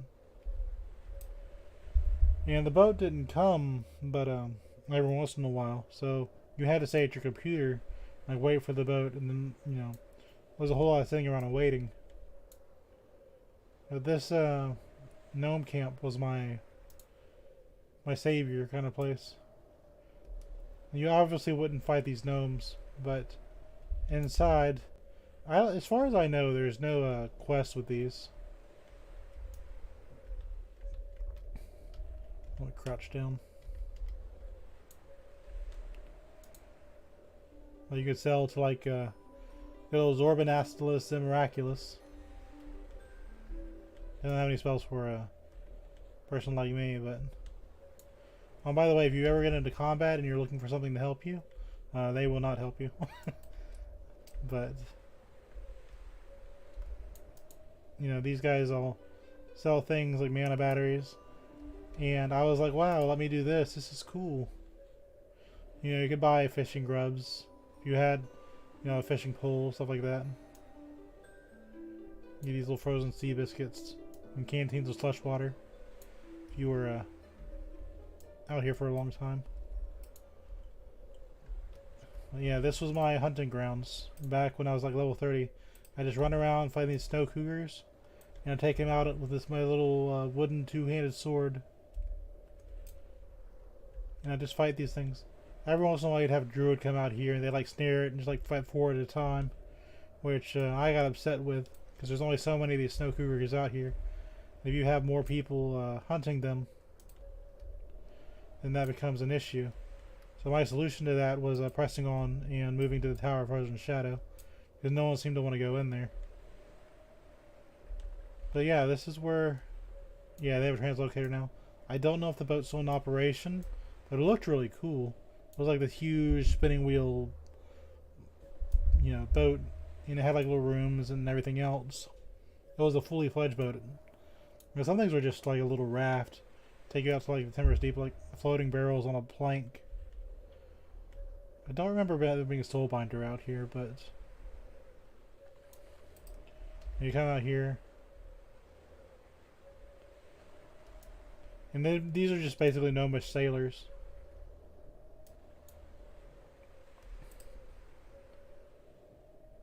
And yeah, I remember coming out here, riding on this boat, my little hunting spot in the Oasis of Mar, because that's what it used to be called. And I'd be like, wow, this is amazing. Make sure that, yeah, that castle. And these snow cougars, I'm pretty sure were hostile to my paladin. They're not hostile to my beast lord, but I think that's just because, you know, I'm good with animals. So if a snow cougar got the better of me, I just have to die, or hope somebody around was there to help me. But very rarely they drop a cougar claw earring. And that's what I'd sell for my spell money. I always had, one of the main things with my paladin was I always had trouble earning money on him. Like, I remember being so mad because when Plane of Knowledge came out, you'd have enchanters. They had a spell called Kodiak's Endless Intellect. They just sit in the Plane of Knowledge all day, and they cast Kodiak's Endless Intellect. People would tip them like 50 platinum, like stupid amounts, just for it to have mana regeneration. And you know, if I had mana regeneration, the game became a lot easier. So I see why it happened. But I was so mad. Like the enchanters that played in that era made bank just by sitting on their ass. And how was that? This is a droll varg. I don't know what this guy's doing out here. You're unusual. And you're attacking me. You have made a fatal mistake. It doesn't say he's a rare creature, but I have never seen this guy out here.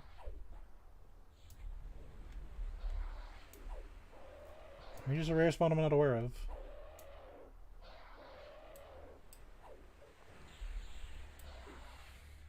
Oh no. So if the snow cougars were hostile, we'd be fighting them. He's doing damage to my warder. I'm not really sure. Are you healing yourself? Yeah, you did heal yourself. I do not appreciate that. Come here, Dwarvarg.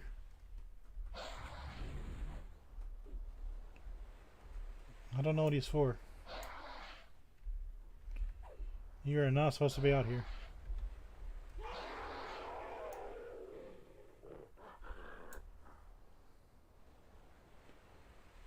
So I guess Fang at the Garou would be a warrior rogue weapon that steals life. I can see how that could be useful. Rose Fury Sundering. Yeah, he's dropping spells. That's not normal loot. You know, we killed a rare monster. It's just not labeled as rare. What is this? You're new too. What are you doing out here? It looked like my paladin from back in the day.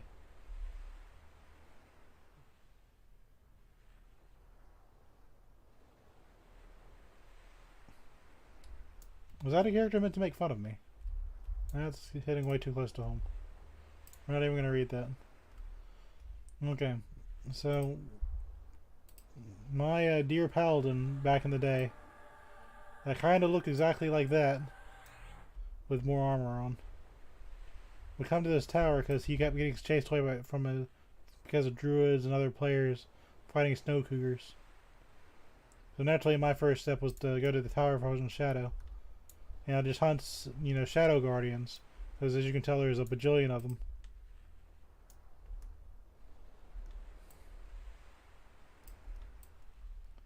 I think there's also a rare turtle that spawns out here, but I only saw him like once or two times. So you just kind of walk around the tower and just kind of hunt, because the game didn't tell you there was an entrance. So you come up to this like static looking TV thing, and you'd be like, okay, this place does have an entrance, or what is this? You walk into it, nothing happens, and then you click it. And I was in awe. I was like, okay, what the heck is this? I entered the Tower of Frozen Shadow.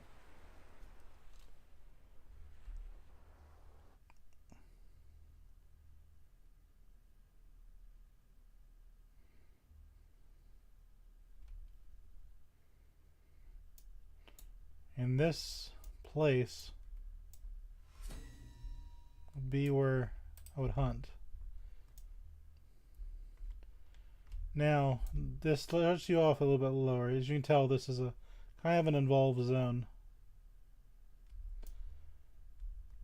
But this floor, if I wasn't floating around, is very slippery.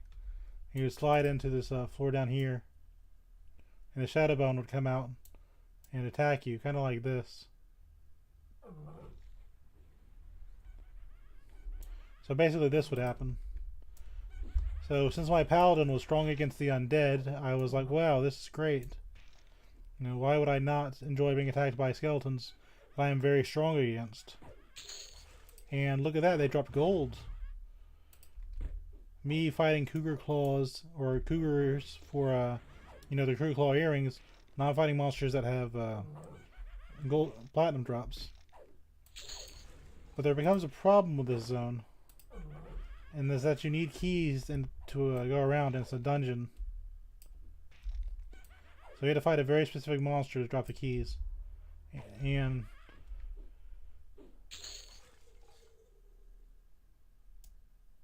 I don't remember these selling for a lot. I don't want to leave that there. But if you wanted to go back from the first floor, you just click that. And I learned that this first floor was very fun to hunt on. But in order to get to the next floor, you need a key. I'm pretty sure it's a shadow beast that drops it. And they come at you in packs, so you kind of have to be ready for it. For the sake of time, we're going to spread malaria.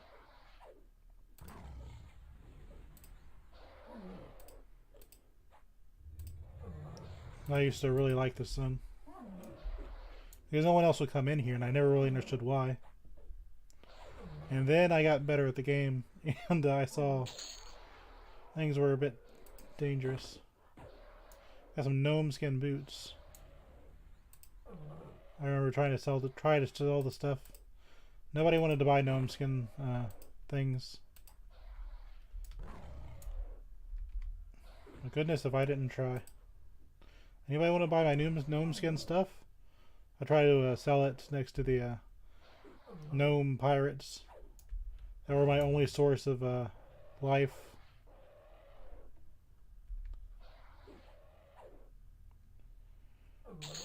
Well, there's a very specific look, sunshard dust. We know that doesn't suffer much.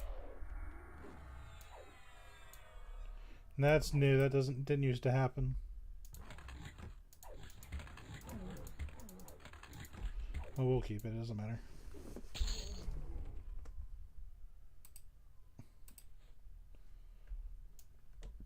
Stone of Power. We'll go ahead and take it. And we're losing faction with it to Serena Stiltor.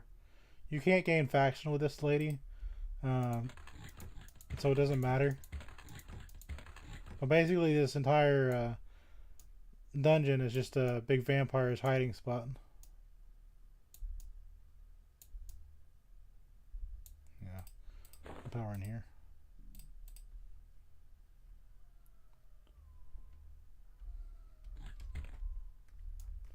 Doesn't do anything, obviously, but you know. But there's a special shadow beast that'll have the key to the next floor. We gotta take these guys out and get that key. Now, as you can tell, I'm not gaining experience here, because these monsters are too low level. But as you go up the tower, it gets higher level things.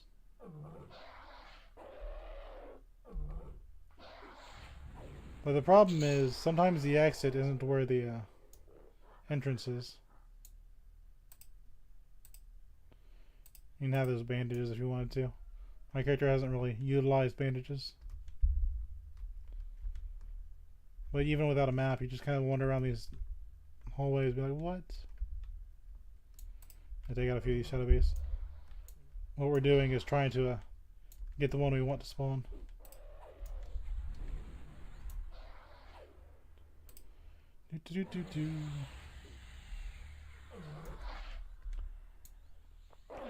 And we are getting platinum, which I used to be like, wow, I can actually buy food and water and spells. 7 gold compared to not getting anything from those snow cougars. So I'd always, when I was feeling brave, I'd come to the Tower of Frozen Shadow. I was afraid to actually camp out in here because I really didn't know. I didn't want to log into a monster attacking me. So I'd always go back to the gnomes and kind of go where I knew it was safe. But in hindsight, knowing now that, you know, no monsters ever get spawned by the mirror, you know, that might have been the better, safer place to log out. I remember, you know, maybe I played a little too late into the night.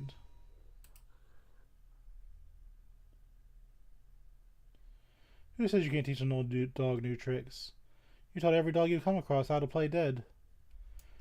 Yep. You are right, game.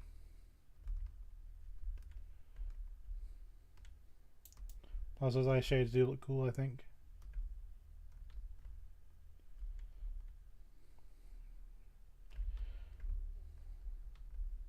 Nope, I aggroed him.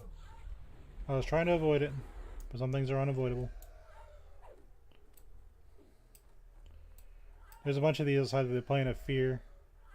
There's like a hunt right now for a good amount of money if I wanted to. And then I'd be tempted to go inside the plane of fear. That's going to lead to all sorts of complications. Sounds like a broken washing machine. Why do you have 3 scythes? Gee, Bill, 3 scythes? I'm not sure what sells for what.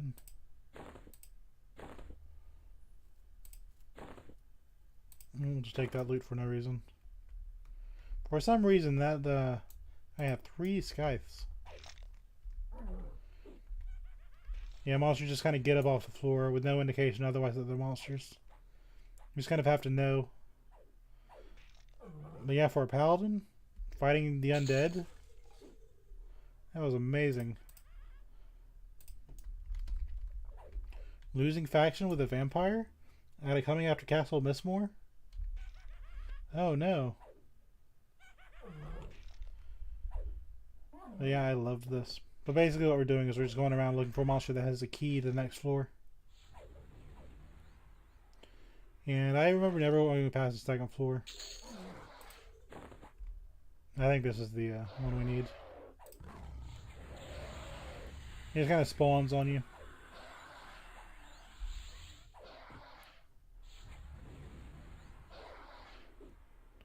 But this is fun. There's no quest that tells you to come here. There's nothing. There's no reason anyone would ever go here unless they like wanted an adventure. Yeah, he's got the key I need. If I remember.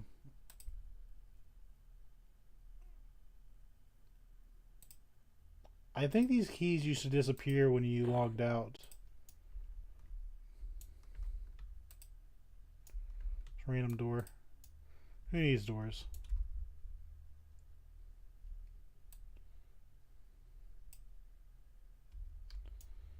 But yeah, the next part is I have a map here, so I can kind of guess. If I remember, where does A go?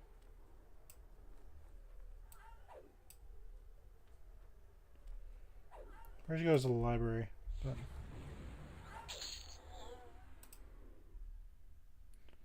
why do they have 3 scythes? I don't get that. I know those runes sell for a lot. Or what I used to consider a lot. But here's the thing. This mirror looks exactly the same as the one that's at the start. It's the same model. And there's 2 of them. A haunting voice says, "Please, you must turn back. They don't no longer recognize. They no longer know."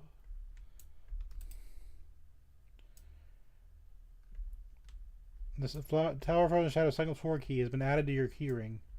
It's locked and you're not holding the key. We are holding the key to this one. So now guess where we're at? We're at the library. So the second floor of the Tower of Frozen Shadow is Ghost. And guess what kind of ghosts they are? They're erudites. Now this kind of surprised me back in the day. I was like, what are erudites doing up here? But because we just discovered, you know, this place is kind of a thing, but it's just a distant voice. She took us during the battle. She could feel us dying during a struggle with the heretics. She brought us here, far from home. Do you see why you must go back now? Look at what she's done. They do not see. They think they are home. She feeds their captive souls with knowledge or power, to power tools of domination. Soon they will be bricks and steel, used for nothing but war. So the nicest thing you can do for these things is take them out. Heretic, you dare enter our sacred halls. Your crimes will not go unpunished. You shall die for your deeds. So they think they're at war with the heretics. Which when I went to the Warrens, I kind of showed you who the heretics were. So we're going to do these ghosts a favor and take them out. Which is the nicest thing you could probably do for them.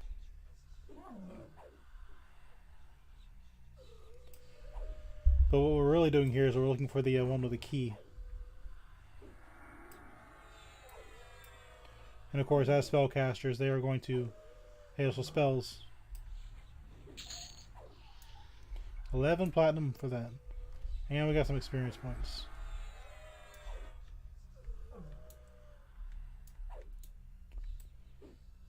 So we're going... Oh my god, there are other adventurers here. Frozen Crystalline Eye. Augments didn't used to be at the in the game at this point. I don't know why they're here. Why are there other people here?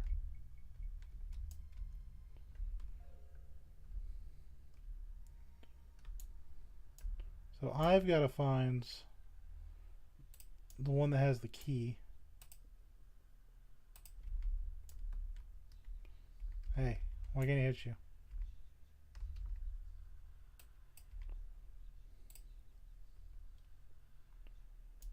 That's weird. I don't know why I can target you. I don't have invisibility versus undead, but one of these has a key. Oh, goodness. Alright, no need to panic.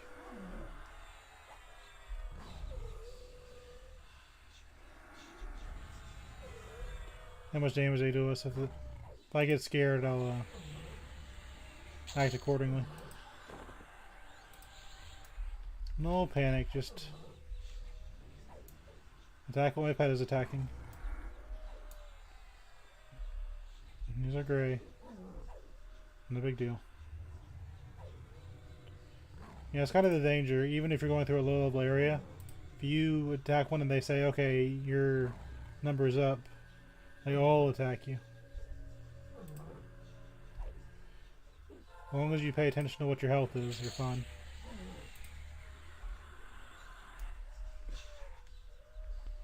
And I can always activate my mercenary. But now, can you see why this would be terrifying if you're alone with no mercenary and a paladin without a map? And you go up to the second floor, you find these spellcasters.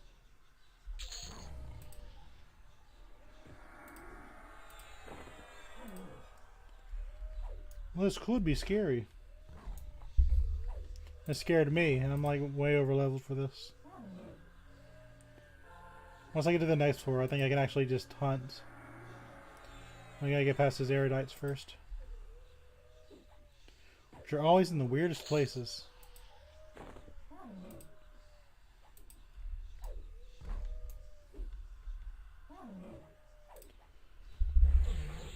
Another good place to hunt would be Old Eridan, which would be under Payneal.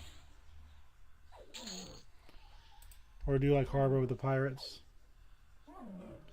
But it's just kind of like walking around an actual town and just knocking down yeah, basically pirates.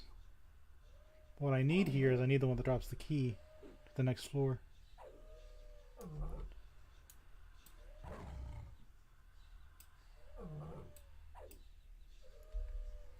Knock him out. I think they used to run, like when they were low on health. Let's see what these things look like up close. You can barely recognize what they're supposed to be.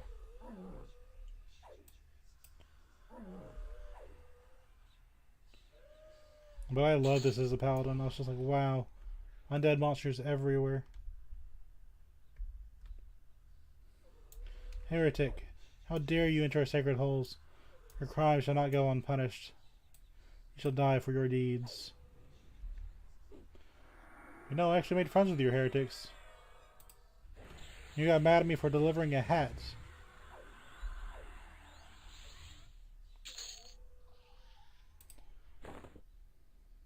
This used to be good gear. So 3 dexterity and 1 charisma, 2 AC. Could you imagine that?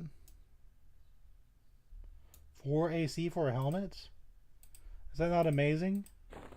Could you imagine 4 AC on a helmet? Is that like 20? I'm just saying. I want to find the one that drops the key. You're basically just looking for the one that drops the key. Don't know where they're at. There's a random spawn, by the way. This one will give experience points because it's green. So that's good. It's not all for naught.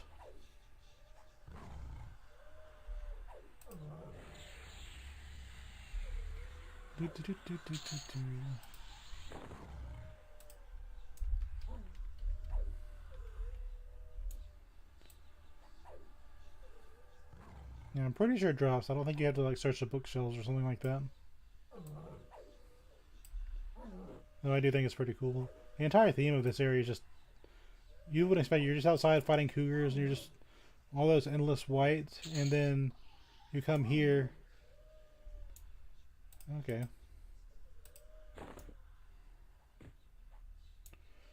Oh, hold on. That might be an upgrade. Let me see. I currently have a simple cosine tunic. And because of the random drops... Yeah. This is kind of what I was saying, what I meant earlier. We're in Velius. We are completely removed from all, you know, the hero's journey stuff. You know, none of that is going on. You know, and here we are. I'm fighting Ghost. And I got the next upgrade that you get from Quest. Find the Queen Bee. You know, this... You don't have to do the hero's journey.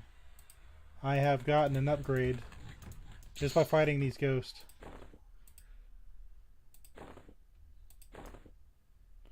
Do you understand what I mean? You don't have to do that nonsense hero's journey. But newbies don't know that. And there is a dwarf. You might have the key. There is Zolgrim the Dead.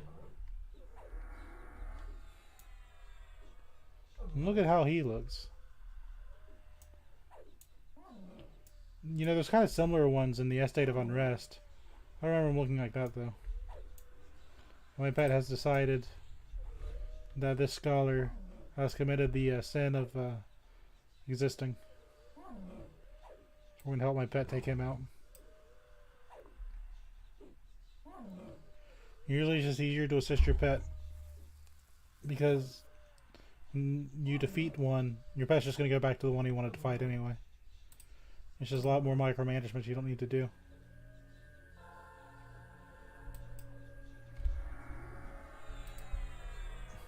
Oh, I have potions. Let's... Dragon potion's fun, but yeah, my pet's attacking Zolgrim now. He might be the key holder. If he is, we can go to the next floor.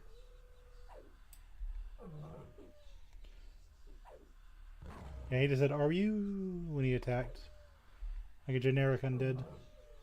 Look how his head comes off. Is that not cool? Games used to have soul. I'm just saying.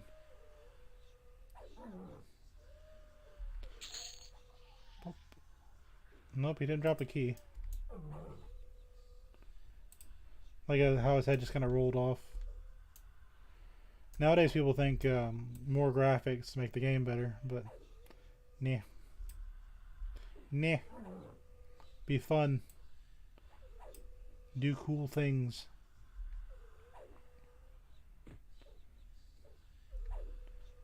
Like I don't remember seeing any game like that does something like this. You just kind of go from a basic floor to this. Who has the key? Yep, got too close. So that's just ghostly students down there. Because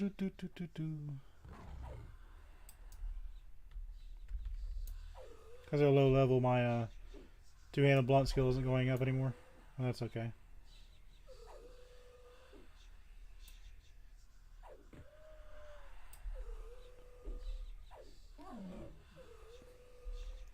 Yeah, the only real problem is that these were,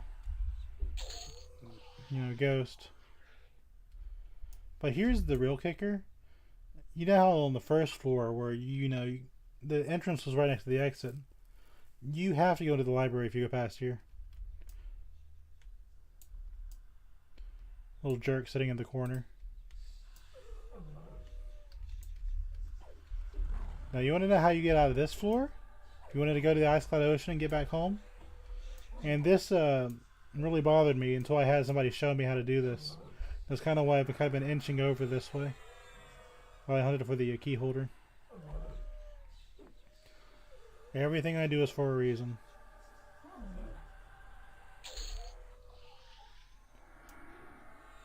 Well, boy howdy, look at this. Is this another upgrade? No, it's a... I think my other one's a little bit better.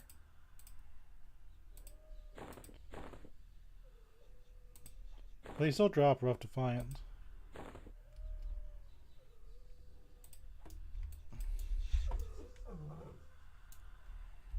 But you can see on the map, the way you get through here is through a hidden wall. So if you're at the start and you don't know what you're doing, and you're just like, okay, I'll just go, if I get in trouble, I'll just go zone back out. The entrance is not where the exit is. Or the exit is not where the entrance is. So you'd have to do exactly what I did and come around and fight these students. And survive. And God help you if you lose your body up here. Because you had to go through and the keys didn't kind of merge with your character like they do now. You'd have to have friends to come and get your guy out.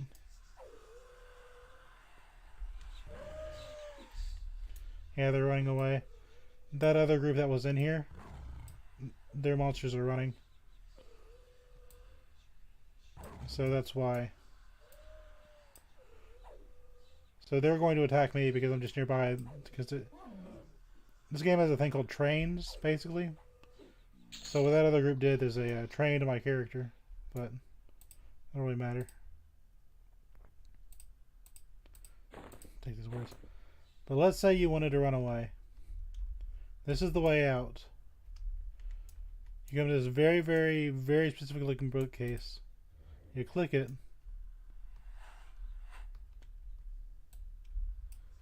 And then you can go to Ice Cloud Ocean. These monsters don't spawn here. When I wasn't paying attention, that other group ran away. They trained my character by bringing a train of monsters that I now have to deal with and have aggroed. That's an old school train. Now these things don't know what they're doing.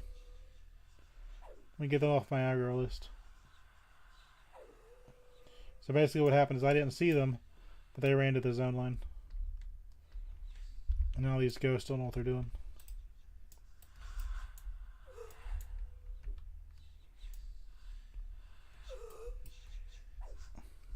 I'm gonna knock him out.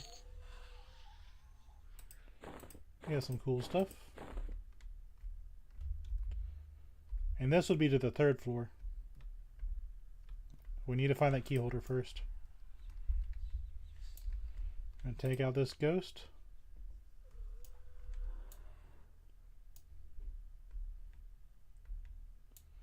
And my pet doesn't know what to do. He's just like, whatever.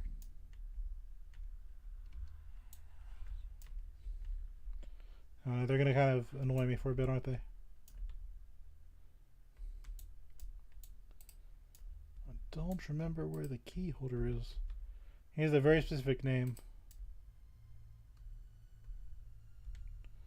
Looking for him is half the fun.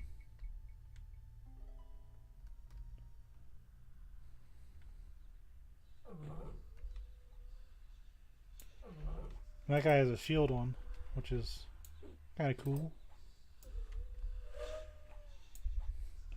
So really we're only fighting 3. Those other 2 are just a weird looking ghost that kind of got bugged out from the other party. The pet has decided this one needs to go down. Doesn't mean I'm going to back into a bunch of other students. Kind of position them so they're... Now my pet has decided that this one has to go down. And knock him out. The ghosts are all running away now. For reasons beyond my understanding. A charm.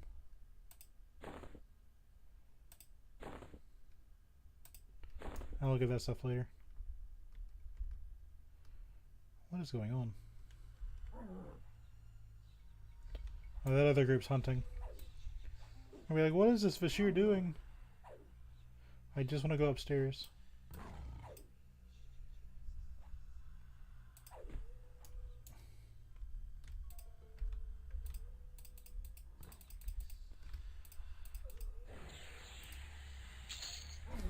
Came out.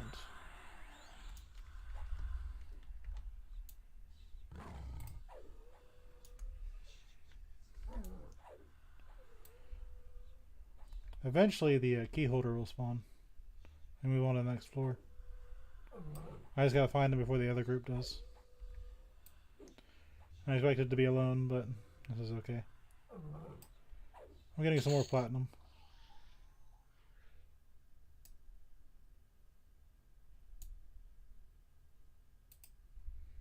That's alright. About Defiance. Yeah, mine's a little bit better.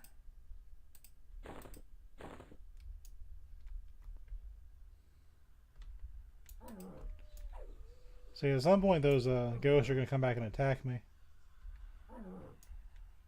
And that's not going to be... I'll have to deal with that at some point. Tell my pet to guard me. He will attack things when they attack me.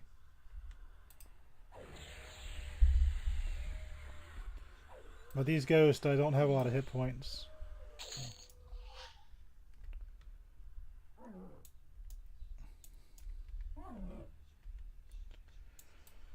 Gotta keep going through the library, knocking these out so I find the key holder.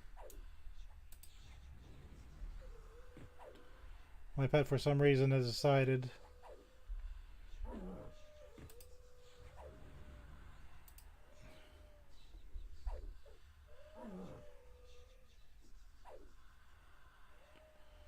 that I need to micromanage him. I think it's because we have the extended targets going on. He doesn't really know what to do.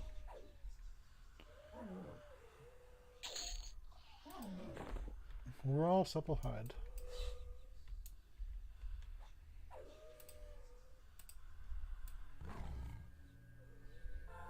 Doing.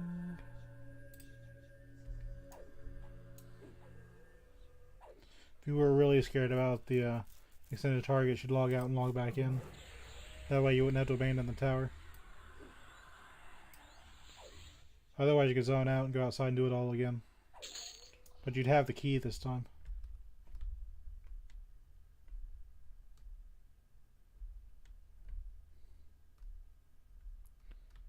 Mostly dude.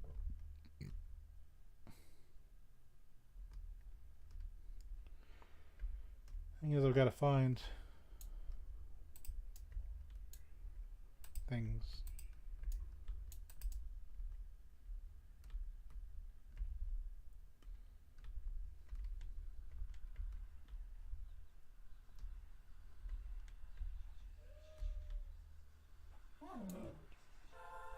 I got a party started over here.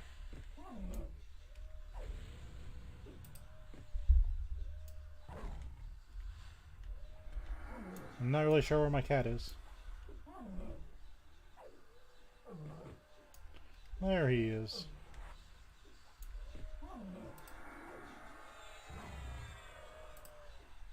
My pet is not attacking anything. That's a good sign.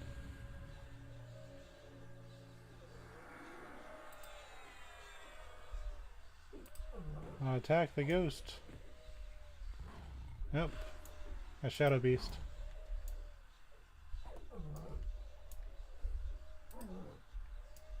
Why is my pet not helping me? Let's activate my mercenary just in case this goes south. For some reason my pet has decided he doesn't want to be in the fight. That is not what we need.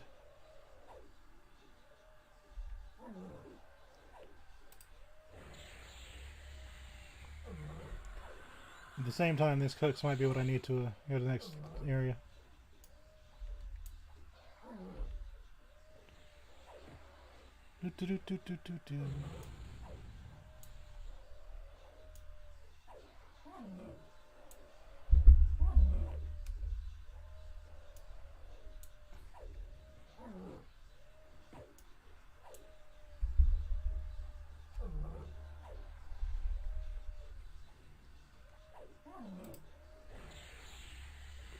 It's always something, isn't it?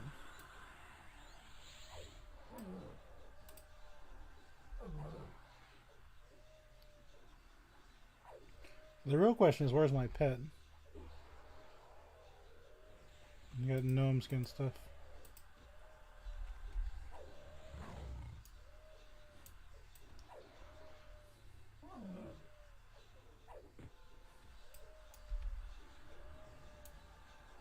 I saw a ghostly student somewhere.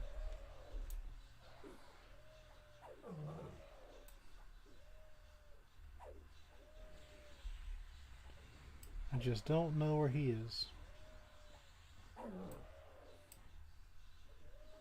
I think what I'm going to do is I'm going to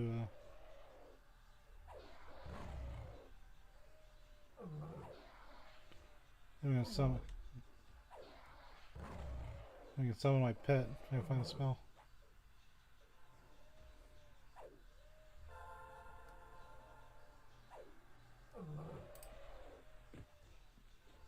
Yeah, I was able to pull it off. I don't know where my buddy is. He is not here. Your pet is the focus of something's attention. Yay. Video games.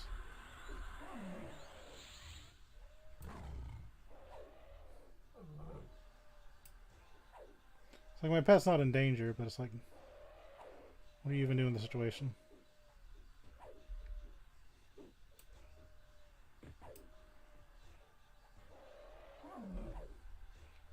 I guess I could summon another pet. I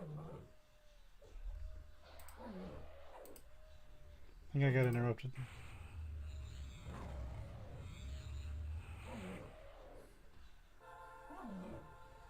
You're gonna have more than one pet at a time.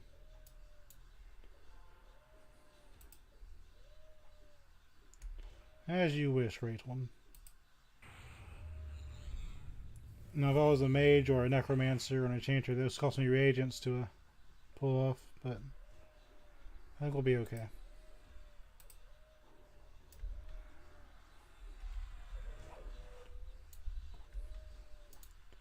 I feel a little bit bad doing this, but you know.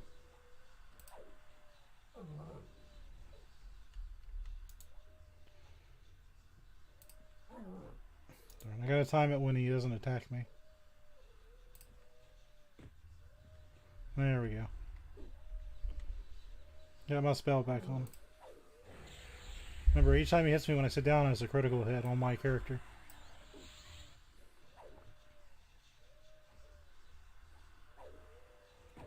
How dare you enter our sacred halls?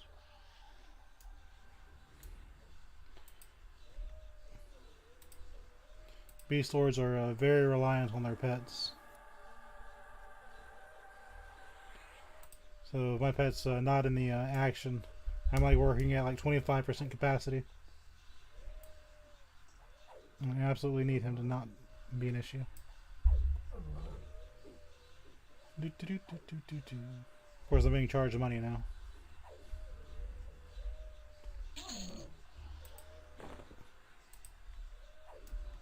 This one's going to give me experience points. But the next floor will give me it'll be what I need it to be.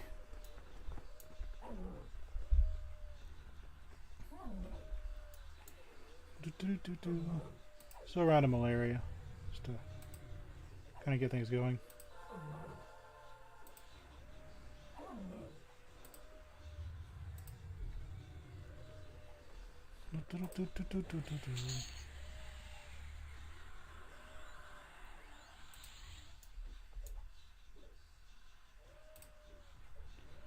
So we'll attack this one.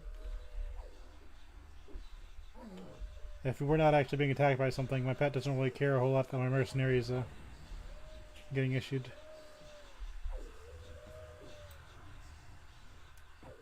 And this is a long fight. All because I didn't have my buddy. Very important to have the cats. It's so important to put him on the thing.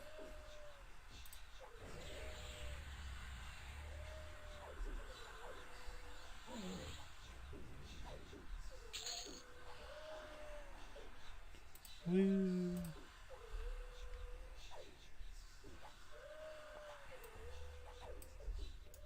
You know what might be smart? So if I back off a little bit, memorize some buffs, see if I can get away with it. Yeah, I think I can. They don't need me in this fight.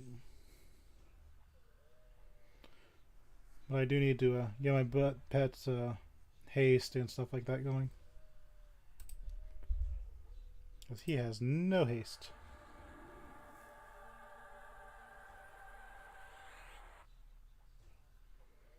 Let him attack a little bit faster. It doesn't seem like it'd be important, but it is.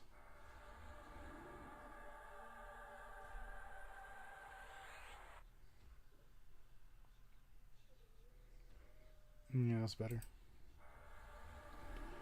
Much improved.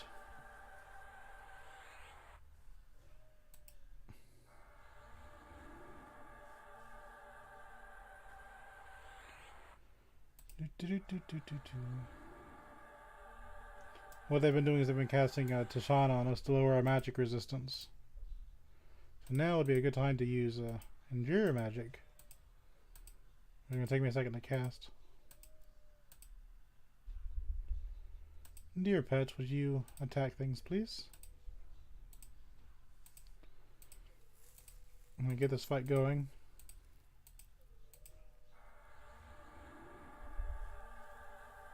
Very good. I'll cast Endure Magic on myself, so these are less of a threat.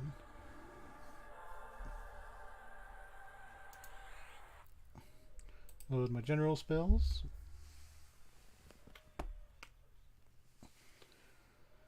Now imagine a modern game where you have to do this, and you just kind of like sit and relax while the rest of your party attacks. You don't really see that a whole lot in modern games, but in older games like this, you'd be able to kind of sit there and talk to people. You know, sit down, worry about your spells, what you're using. I like it. I think it's relaxing.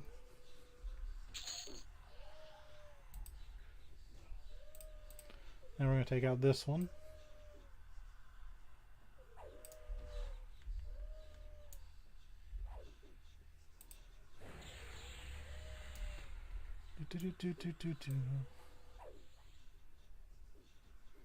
Gotta find the rare spawn.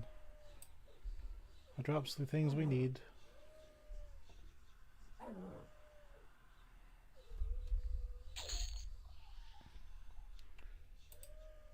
My mercenary is going to start eating a lot of money, but we are getting, you know, platinum drops. And the runes we sell are going to be worth a little bit. And once I get the key, I don't have to get it again. Because they're not no runes anymore. But imagine having your character die on like the second or third floor, and you don't have the key. It's just like, what do you do? And that's why I mainly stayed to the first floor. I didn't really go up here unless I was feeling really brave. But, you know, you could have. That was your desire.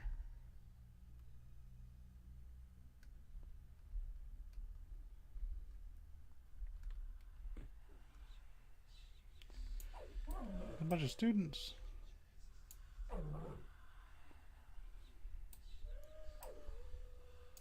I wonder why my pet keeps having issues.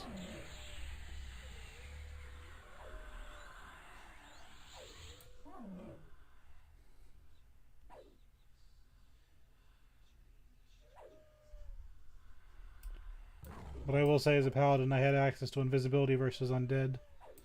So this was probably less of a danger for me than it was a lot of other people.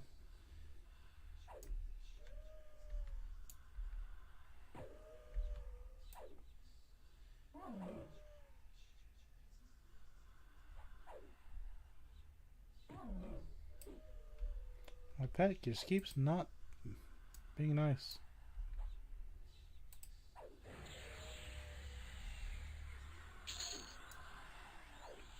What's going on with my pet?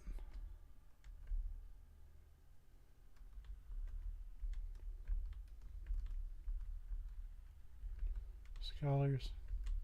I'm trying to find the one that'll drop the key.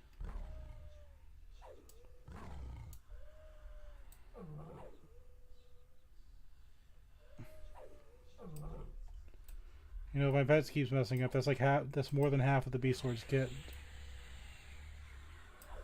Yeah, we might just have to go to Dulac's Harbor. I really like the Tower of Frozen Shadow, but if my pet's not going to cooperate, like, not a whole lot I can really do about it.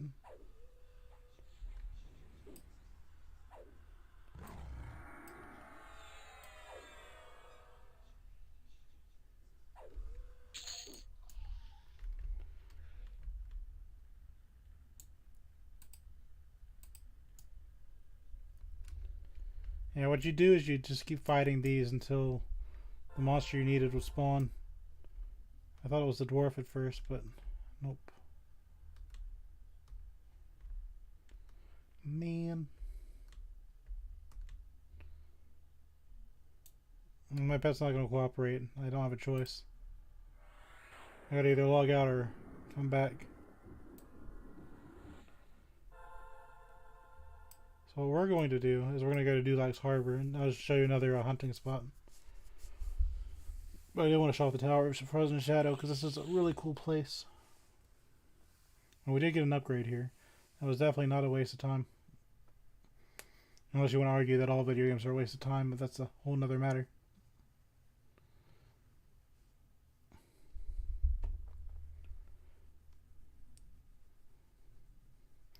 Cultivating those wood elf beards.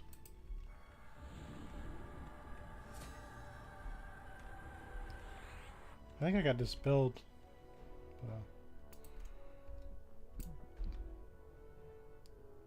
Yeah, we're going to put our Deer Mercenary on passive. Well, actually, we'll let him buff us first.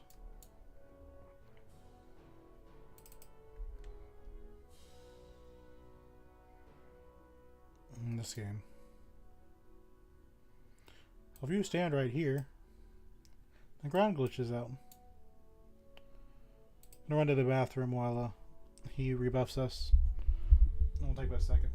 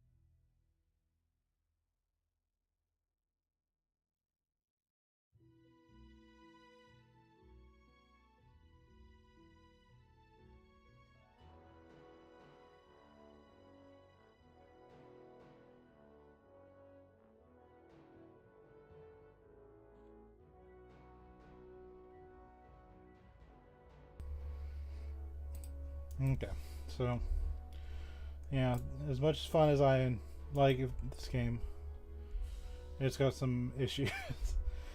Doing some dungeons, your pet just doesn't want to cooperate, and sometimes the key monster you need just doesn't spawn, which is expected you to go slowly through that area. It's not like it'd be like, you know, very quick. You'd be leveling there for a long time. So it didn't matter if you got a key quickly or not. But that's still a really fun dungeon. Let's sell some of the stuff we got anyway. Because we got a few toys.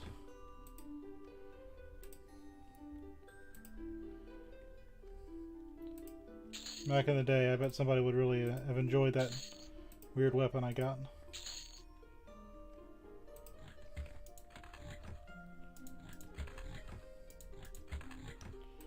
The bone chips, and Necromancer's probably crying right now.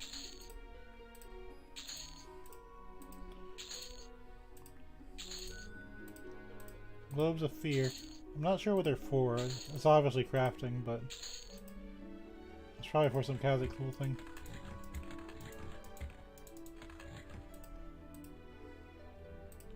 And we got a lot of stuff like in a very short amount of time. We weren't even there that long.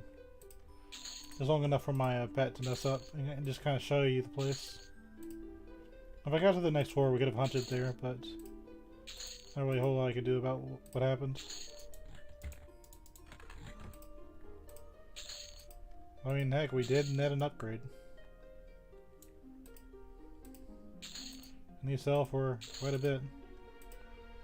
It turns out other players had a similar idea than I did. They're like, hey, let's go hunt some Tower of Frozen Shadow. It's a cool zone. It's a very cool zone. But would you know that from what the game gave you? You wouldn't. That's kind of what I'm getting at. And this is why people stop playing. They just don't know what's out there to enjoy. We'll go to Dulux Harbor next. And I remember I play a mage, of a Dark Elf mage on my main server. But, on my other server. I'm a big role player, but when I was a newbie, I didn't start playing role-playing servers. But I remember I'd hunt in Dulux Harbor. I like Dark Elf mages. One thing about Dark Elves who are playing a caster, they have a spell called, or not a spell, a skill called Hide. Every Dark Elf has it. And you just click it and then you call on a monster around you. If the monster is indifferent, nothing will see you until you get back from being AFK or whatever. Like, it's like the ultimate AFK skill. The World of Warcraft eventually copied that with the Night Elves Shadow Meld. How fresh are these corpses? An old corpse.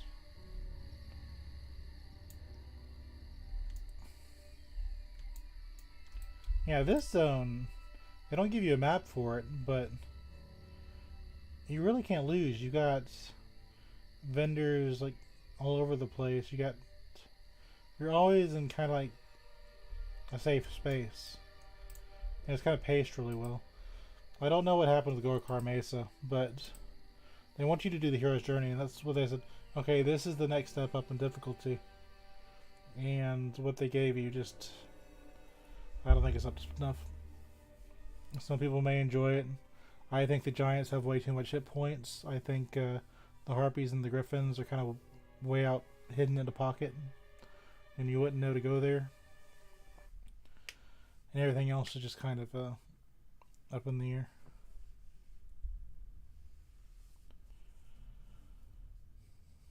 But I've shown you a little bit of what the game used to be. Now we're going to go to Dulux Harbor. Which means the Gulf of Gunthak is where we're going next. Now I'm going to say if you have invisibility as a spell, that makes this next part 500 times easier. But once you get to the actual town, it's fine.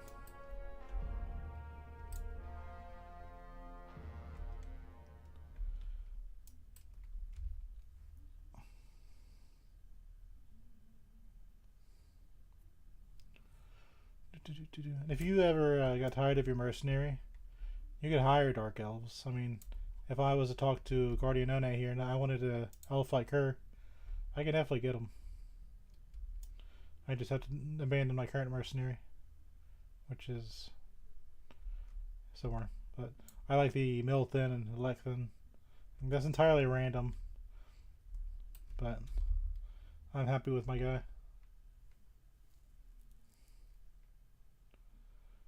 You do anything special?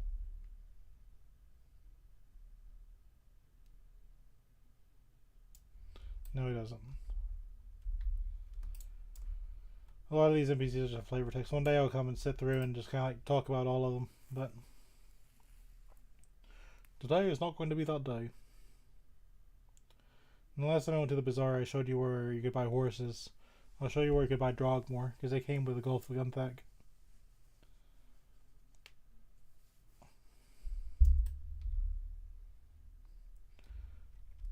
So I don't remember how you get here normally, but you can go into this boat if I remember. Oh yeah. Okay. So this one, I didn't mean to do that. I forgot it was a clicky zone.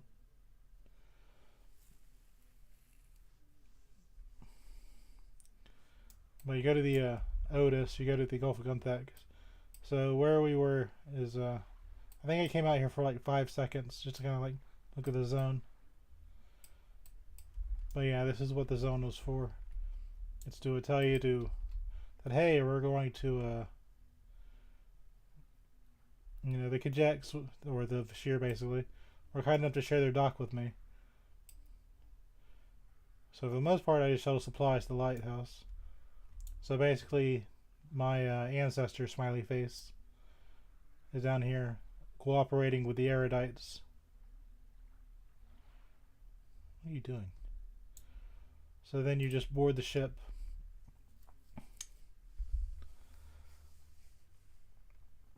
Like, I like how the Bashir and the erudites kind of patched it up, like around this part of the story. But at the same time, I kind of wish they didn't go all love and peace. Because a lot of the factions in the old cities are like, oh, they don't matter anymore. And maybe they don't, but they added a whole lot to the game. But Drogmore, I think I got this red one. Either that or this one. I don't remember. But these are pirates. Gwen Lawns glances at you for a moment, and sneers and turns back around. Go away, Welt, before I decide to use you for a sparring dummy.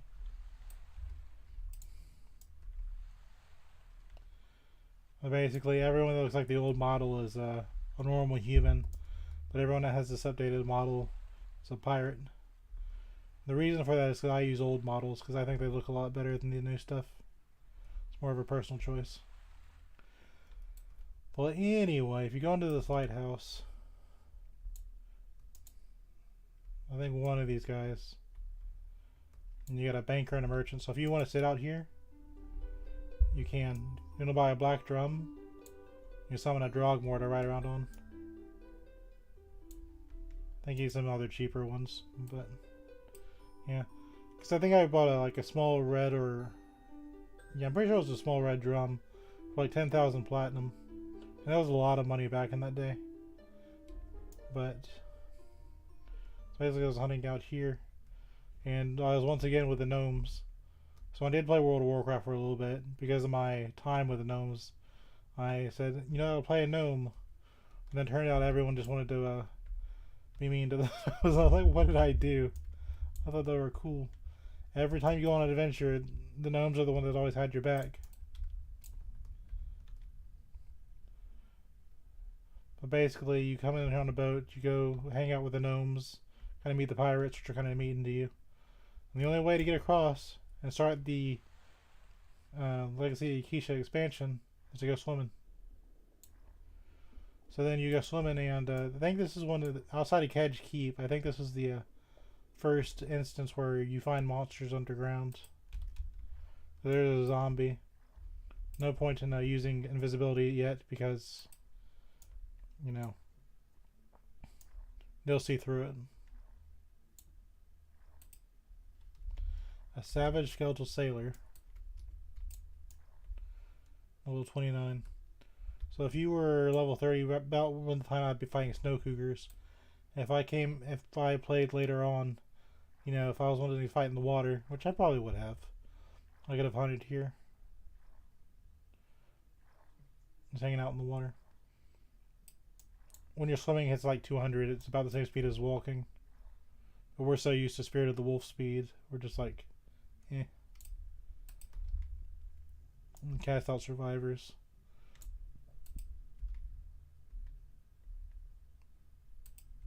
I think we're past the zombies, so we have some visibility. Now these monsters, no matter what level you are, they'll still attack you.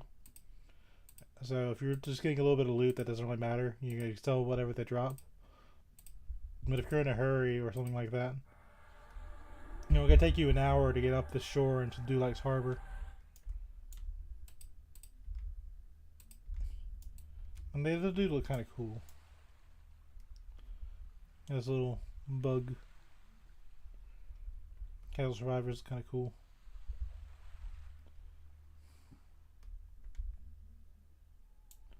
What I'm worried about is the zombies. That's because I don't have invisibility versus undead.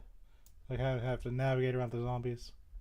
For some reason, the castaways and the zombies, they're A-okay with each other. No, it looks like I walled myself in there. If I want to avoid a fight, I might have to go to the other side. You got this one friendly NPC which doesn't help you if you get in trouble. So let's say you got in a fight you couldn't handle out here. You'd have to survive and go all the way back to the boat. You'll swim all the way across there, where you have to go deeper in to do like Harbor and the Crypt and Nadox. Now the Crypt would be good for a paladin because undead. For my beast sword, I think I can handle the pirates. These are kind of the same level as those ghost erudites we were fighting.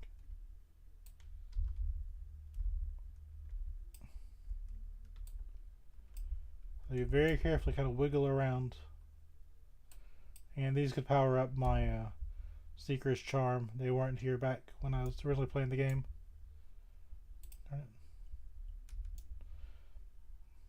But just past these spooky zombies, which this spawn is entirely random. They won't always be zombies.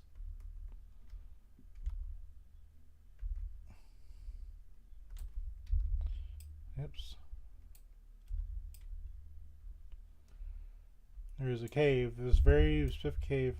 And sometimes you didn't have a map back then either. So it'd be kind of a pain in the butt to find. Hey buddy, we're gonna sneak by you here.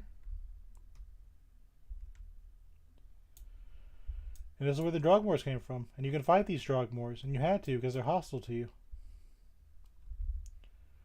But you go down this cave with all these hostile monsters. And you just slowly fight down. All of these monsters. There's no more undead past here. But basically the monsters out here are called the Broken Skull Pirates. And there is a small pirate fort right here. These are all hostile to you. You know, I could fight these guys for experience points. But basically, you just go to each house. You just take out the pirates. And there's a lot of them.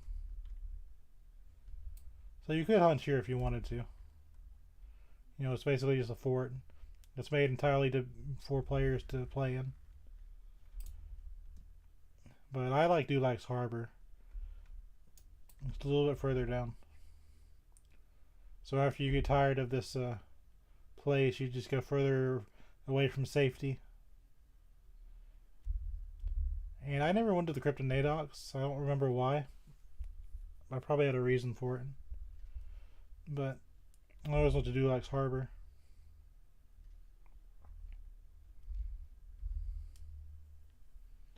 And like I said, there's other zones you could go on to, like the Plane of Disease, the Plane of Justice. Plane of Justice is fun if you're high enough level to avoid the little rats that'll add on to your fighting. But you know, there's just a whole lot more fun you could have. You don't have to do like any of these. Then you come out here and there's like more Broken Skull. They kind of guard their town. We're invisible, so you go through this town. This guy's literally just a resident. Person is doing nothing wrong. There's some weird looking things, like I think they're called Luddites. See if I can find them. They're weird looking fish people. A gnome commoner. There's one. A Lugol Serverter. He's for a quest. I think in Neriac, I think a guy asked for like Lugol bits and pieces. You don't see those very often. He's kind of a special monster type.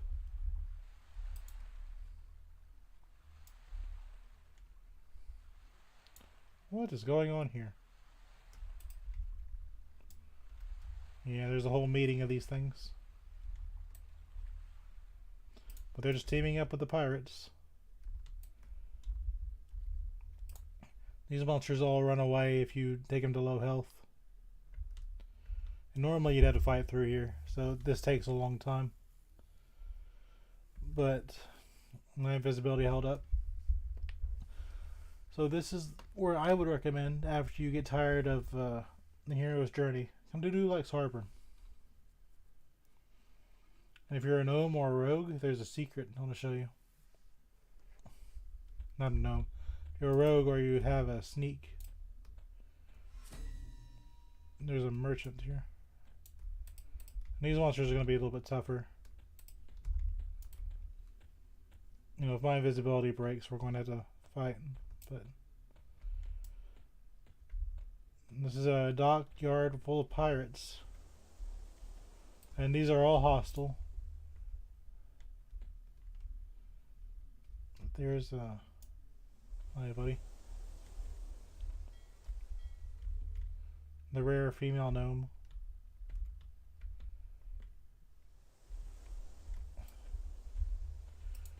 I gotta find that because he's not a merchant for normal people. He'll tell everyone else to go away except for if you sneak up behind him, he'll sell with you.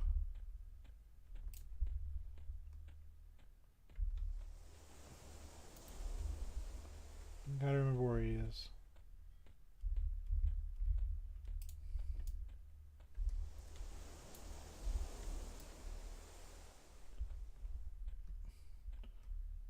You'll run into him eventually. But there's a merchant out here. But you can only use him if you're like a beast lord or a Bashir or a rogue. Like that.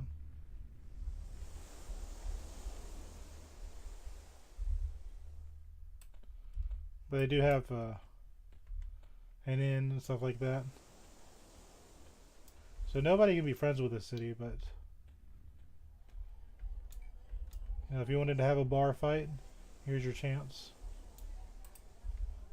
Bartender wants nothing to do with you, trust me.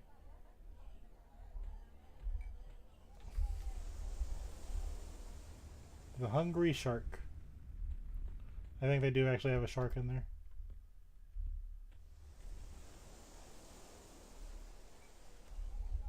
Yeah, there's actually a shark. Level 42. There's a chef. Your normal winches.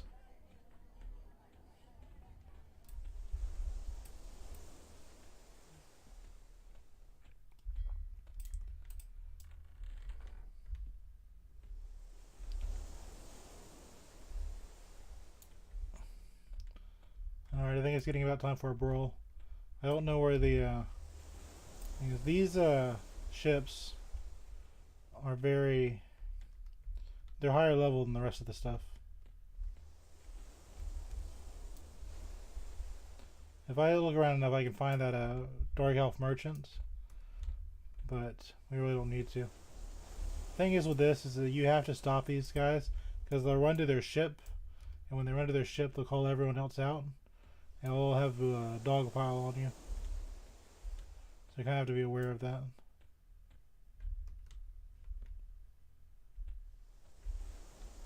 Where is that vendor?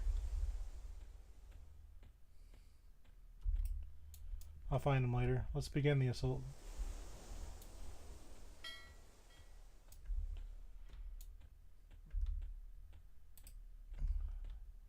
So normally you just come in, swing in your swords. You know, no big deal.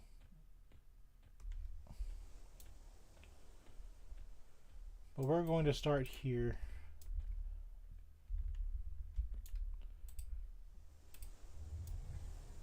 Do you understand where you are? Your life was forfeit the moment you trespassed on the Dulux Harbor.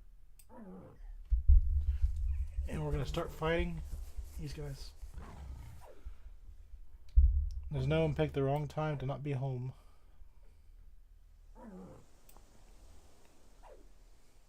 And they are pretty tough.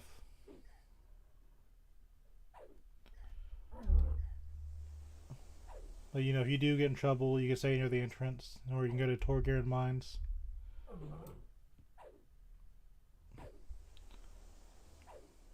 One reason I'm here is just, this is where I sit with my mage.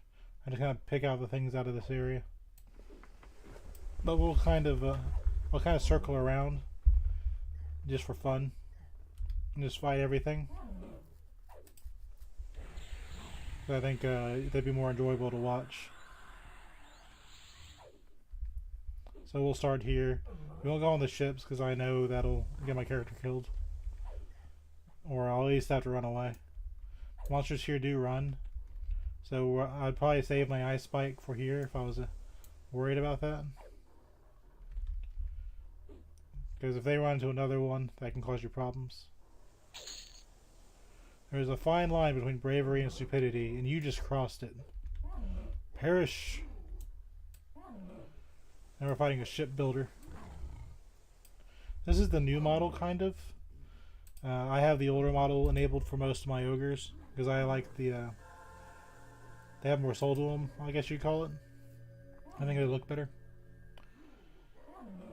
But there is a charm to the pirate ogres.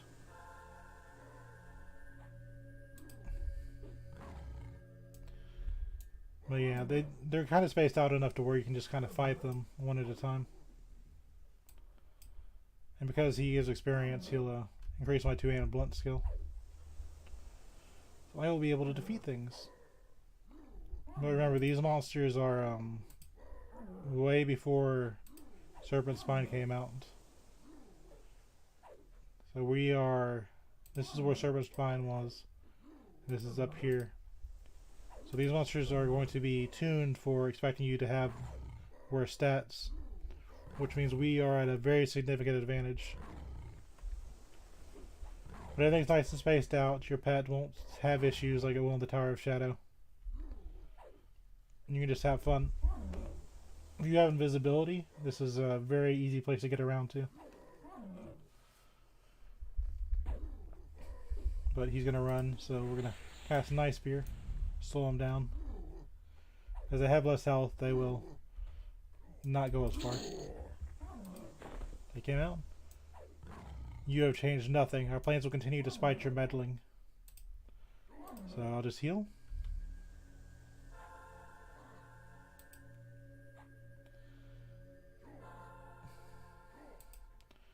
Plus I think these guys look cool. I'm just saying. I have a preference. And I think the pirate aesthetic is very cool.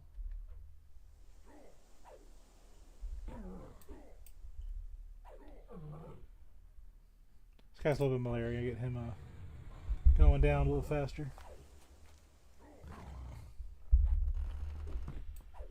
Now this, my friends, is nice, chill, and relaxing. No quest to worry about. This is old EverQuest. You could argue with the Tower of Frozen Shadow. You'd have keys. You know, there are dungeons where you, like one of the early dungeons in Freeport is called the Fallen. There's a well you could fall down, and you could lose your character pretty quickly because you had to get people to rescue you. But if you didn't fall down the well and you get into trouble, you'd basically be getting keys, and they would let you down. There's 3 keys total. I think the third one acts as kind of a key for all the other floors. But what was really dangerous is there was a monster called a mummy, and it had a spell called rabies, and it would give you a disease for 24 real-life hours of playing that would prevent you from regenerating health. So now that you've had your heart attack, well done, you've made it to level 51. You now start to advance your knowledge and skills through alternate advancement abilities. So see alternate advancement availability to you. You know, it tells you to check this, but the problem with telling you that is you already had to go here to get your origin skill. You know, remember when we got origin way back at the beginning? That was when you learned about this advancement stuff. So basically your choice here is you can add experience to alternate advancement. Like let's say I wanted to have every monster I killed, you get 20%. You know, you put it in your alternate advancement. But if you just wait till 85 and just subscribe to the game, you get thousands of alternate advancement just right off the bat. And as you'll see, you don't need that stuff. I just have a backpack pattern because I'm big brained.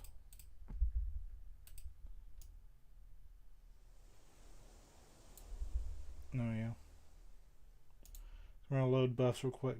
Oh, hold on.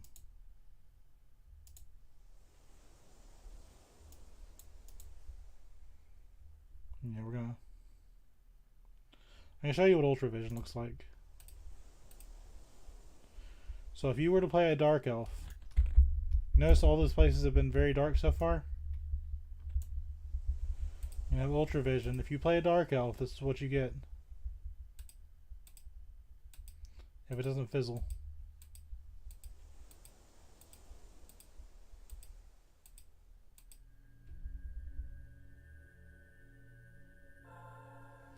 Going a little bit more purple now.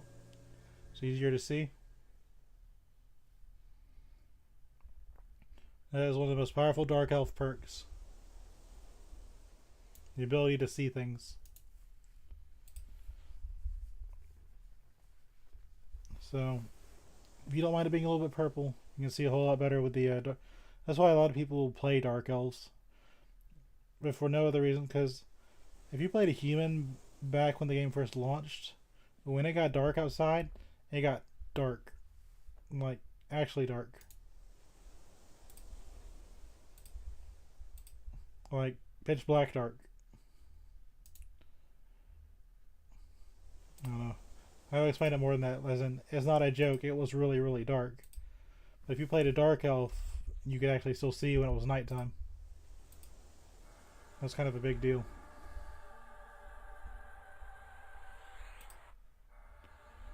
Kind of rebuff a little bit while I'm at it.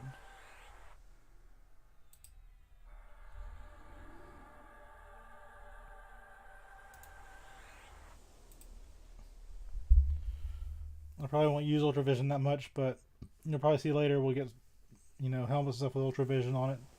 And that's what the difference is.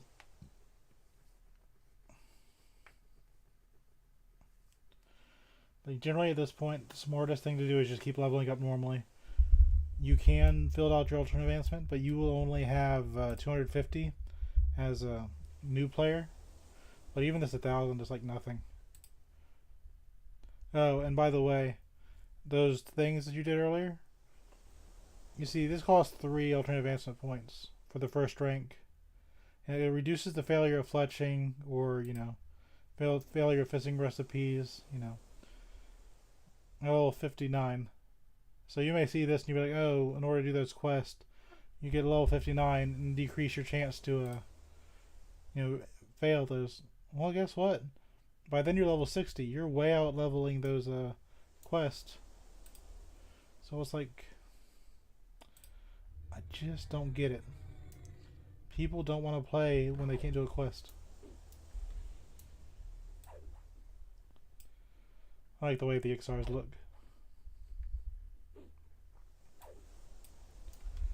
Now my pet has the Spirit of Air, so he's going to, or Spirit of Wind rather, so he's going to be stunning people, which will work out pretty nicely. Because that means enemies are not going to be attacking me, they're going to be attacking my warder.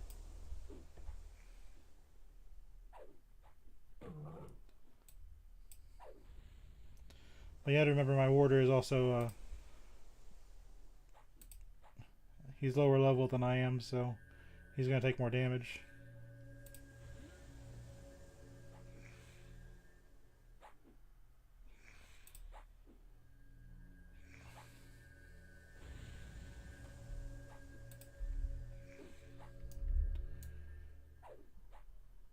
Yeah, we're going to turn off my brain. We're going to turn on my mercenary. Because I don't want to... I mean, it's good that my pet is, you know, tanking. But at the same time, I don't really want to deal with it. Because he's level 43. There's a fine line between bravery and stupidity, and you just crossed it. Die. Yeah, we're going to... he don't sell for a whole lot, by the way.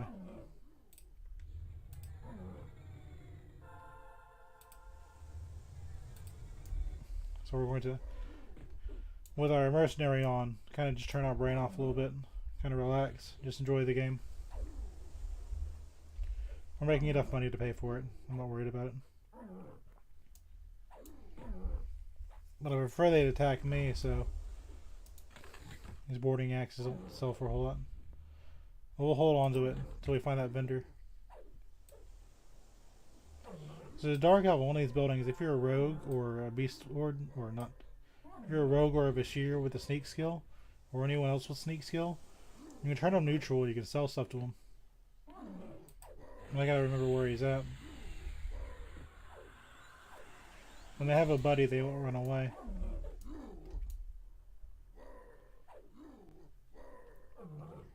But I don't want to take off Spirit of Wind because I want him to be doing extra damage. I also don't want to babysit him and heal him every 5 seconds. We've got 8 platinum on defeating that broken school, and our mercenaries cost like 10, 11 platinum. So in 1 kill, we've almost paid for our mercenary. And we got 15 minutes of fun each time around.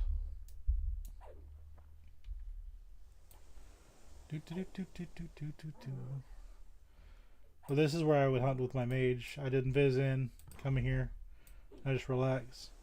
So if you're looking for a place to hunt, right where I'm standing, right here, is where I'd hunt. I wouldn't go into the ships will get you killed. But right around here, just out here, you're fine.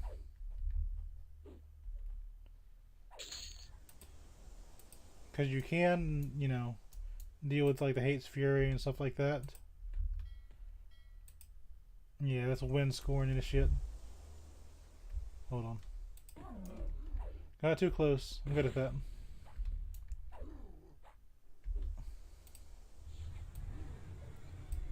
See the wind scoring like the where's the Hate Fury?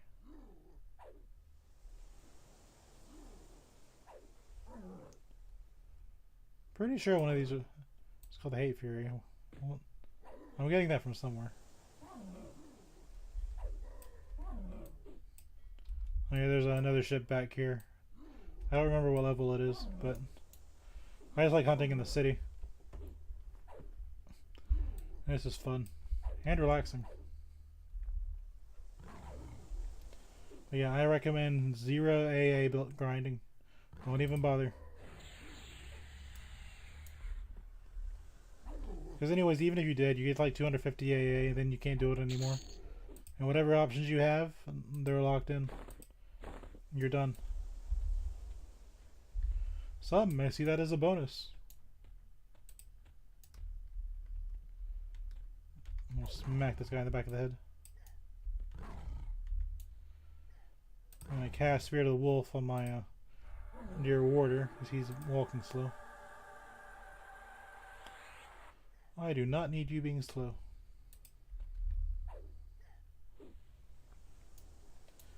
You know, if I was smart, I'd give my pet some armor. That rough Defiant stuff. I haven't been bothering with it.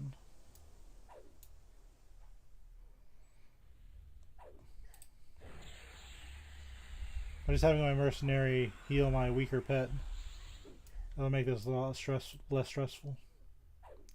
Might as well get some mileage out of that boy. I've shown what I wanted to anyway with him. How much money you'd have by this point if you just used him as little as possible. I think my cleric got up here to about how much money was it? Like 2,000?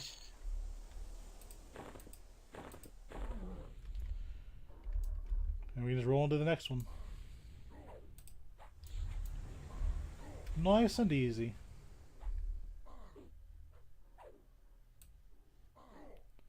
Then he'll run to the next one, so on and so forth.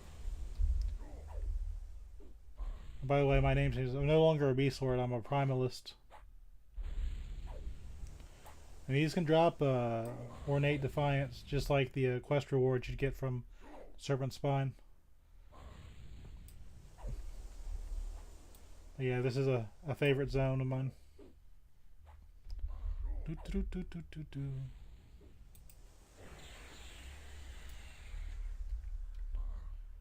But yeah, this entire episode's name is made out of love. I mean, I love the game, but if people don't know to like get out of Serpent Spine, that they don't know what else is in this game, they're not gonna want to play. It just stinks. That whole, I mean, the quest lines, if you actually do them, the arena's quest line is funny, but I don't think I'm going to be entertaining getting 170 tailoring and practicing all those trade skills. You want to see me fight things, don't you? Yeah. Getting the loots, leveling up. You can always come back to them, but doing them level appropriate, I don't see how that's supposed to really work. Come out here and have a good time. Or go to the higher levels of the Tower of Frozen Shadow if I can get my pets to not glitch out. And that can be a lot of fun. But it happens sometimes. Like, the only people in this game that have pets are enchanters, necromancers, mages, beast lords. You know, there's not a whole lot of them. So you figure they just build the thing around a group.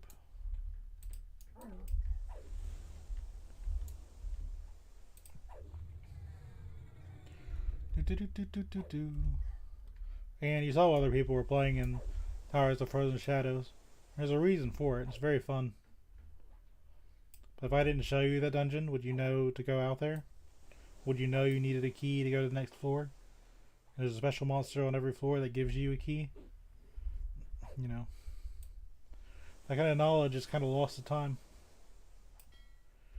Did you know there's a cauldron fireplace in Nuriak's third gate, I think?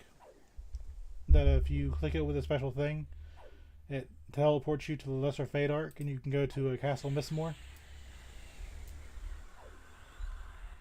It's just those kind of things. Yeah, blue diamond, star rubies. Those things sell for some money. There's the we're encroaching on Ocean Crasher territory. Come on then. It's been a long time, while since we've hung a body sent from the rigging.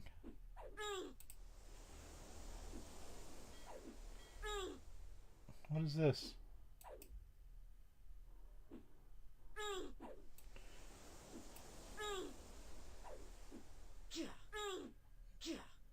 Oh. It's being obtuse. And why do you sound so awkward? What even is that noise?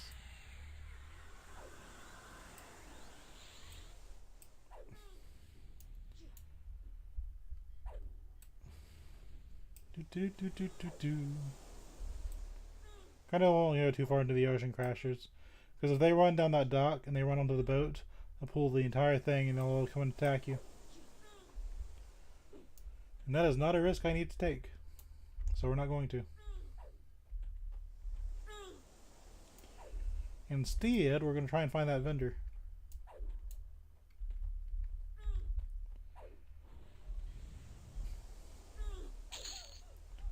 Down you go. You had a lot of loot on you, didn't you? Yeah, this is ornate to find. This is better than the stuff you get from the other quest. What's this? Did I get an upgrade? Nope.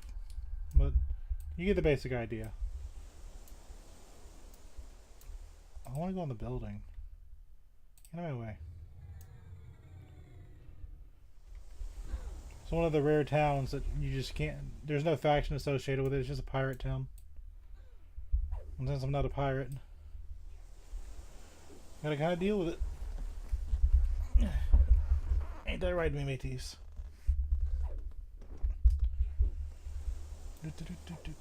Plus, I kind of like... If you're just kind of relaxing alone and you got kind of the waves kind of in the background, it's a very relaxing zone.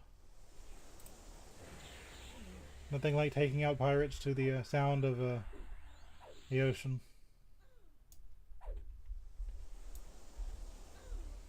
And yes, if I can hear it, I know you can.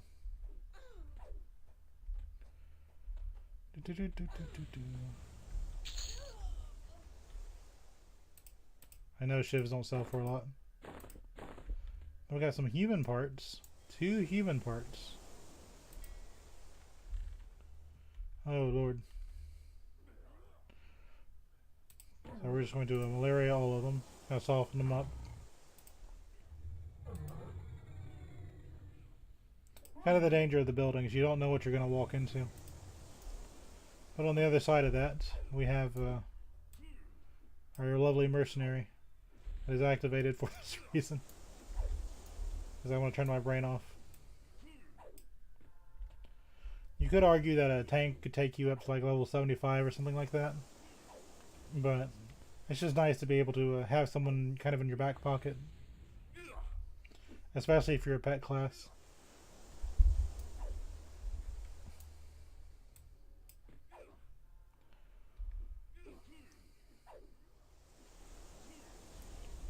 See, that's going to be what the vendor looks like. I just got to keep going in buildings. And you'll find a dark elf that won't attack you. And that's the vendor. I just don't remember where he is. He's here. Somewhere. He's in the town. If I find him, I'm going to mark him on my map. But you can only really use him if you're a class that has sneak.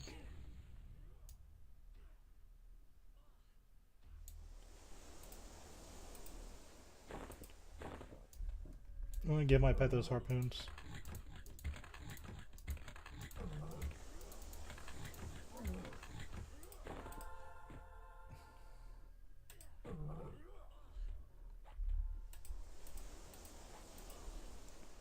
Actually, I don't care.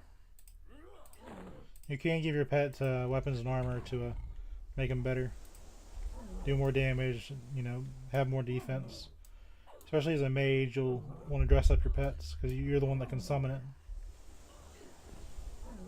But as long as my pet gets the job done, I'm not really too worried about it. Because if my pet dies, I lose a little bit of mana. If I start gearing him up, I lose mana and that gear I put on him. So it's kind of just a give and take.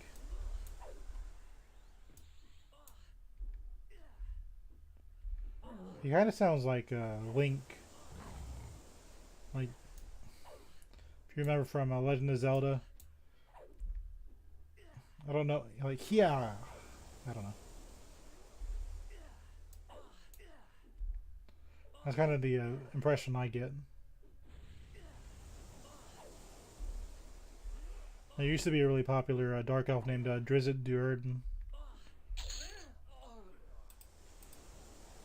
So this is the end. The shady treasure sort of says. Get into the tougher bosses. Or monsters. We're not fighting rats and cats and wolves. We are fighting pirates. And it is much cooler than what we had going on before. I mean, you could argue giants are cool. And little nymphs are cool, but...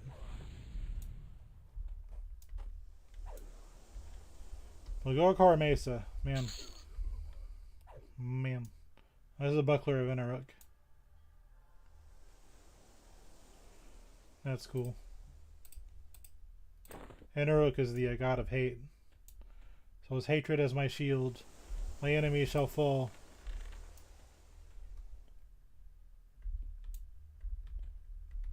Can I take these? You're not supposed to be in here. Get him.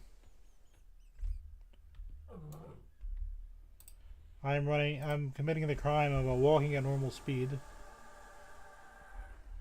That feels so slow. Once you get used to Spirit of Wolf speed, it is so slow to walk normally.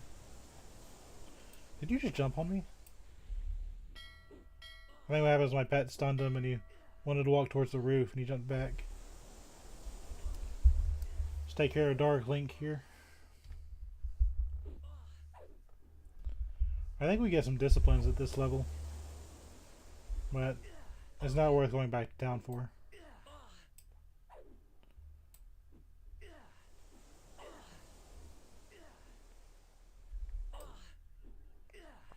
But yeah, this is a really cool zone. Man, what game did they let you take out a pirate town? But I think the real way they could solve a lot of problems is having people stop starting at Crescent Reach, where they can fix Gorokar Mesa. Because when I play the game, I want to start at Kranos, so I want to, the tutorial's great, but by that point you kind of miss out on Blackborough and stuff like that. The shivs and boarding axes don't really sell for a lot. There's a treasure sorter down here. About time something interesting happened around here. Slaving away over other people's money was beginning to bore me. Yep, just me causing problems.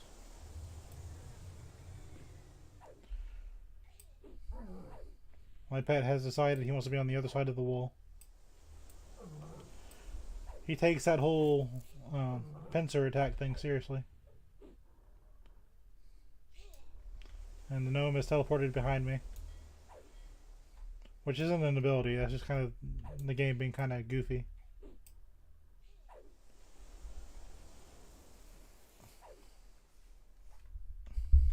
Now where are you going? Yeah, they'll do stuff. I think my mercenary is healing from outside.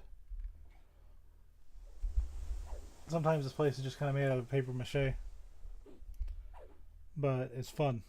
And being fun is the important part. Well, if I really wanted to, I could just take my pet on there and kind of meditate for a little bit. I mean, she's going to phase through the wall. She'll appear probably out here. Have you learned how to use doorways? Nope. I was right. That's how you know you're an old player of this game. Pop. A treasure sorter's corpse tips backwards and collapses in a heap. So I know that building is not where I need to be. So we're going to say hello to this guardian.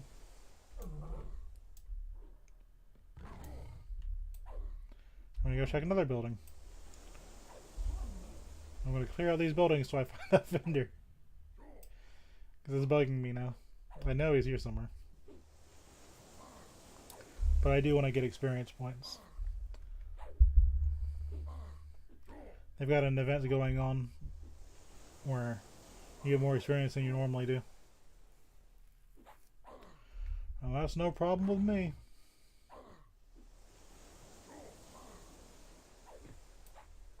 But yeah, this is fun. And after this, I remember I normally go to the Plane of Justice after this, but you can go anywhere you want. But I mainly go to the Plane of Justice because you have a lot of spaces where you can relax. You can take breaks if you need to. Jeez, Bill, 3 bucklers of Interrook? Too bad they don't sell for darn. But I know the spell components sell for a bit. I'll take out this treasure sorter. Got another Dark Link here. I wish their weapons sold for worth, but they don't. I like his walk. I think they call that the funk walk nowadays. I think it's funny. They had a whole meme where they kind of discovered how things used to walk.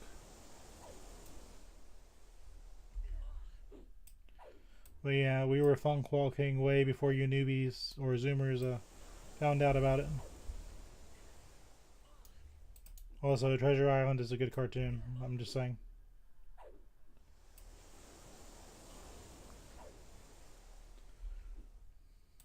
So technically, you could say these trolls were funk walking long before you guys did.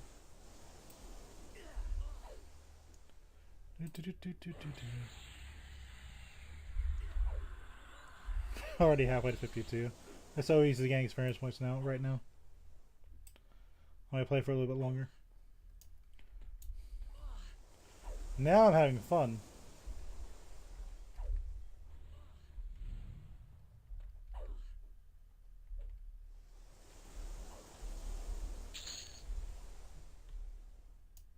Epaulets of the Onslaught.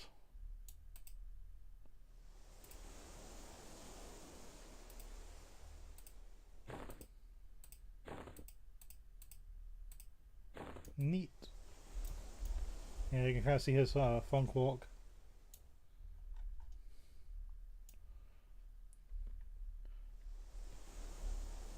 That's what you guys call the funk walk, right?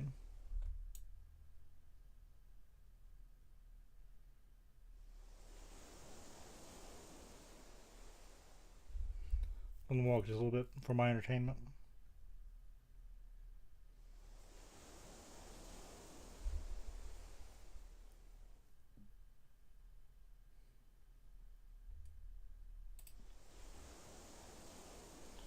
It's a good excuse to get some mana back.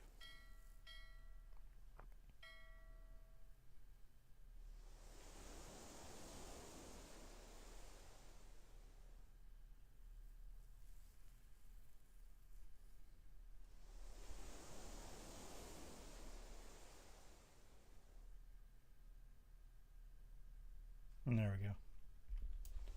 There's your funk walk.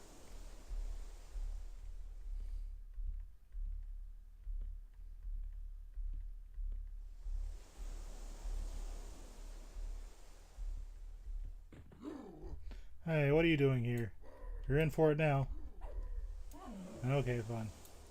And there was my fun time.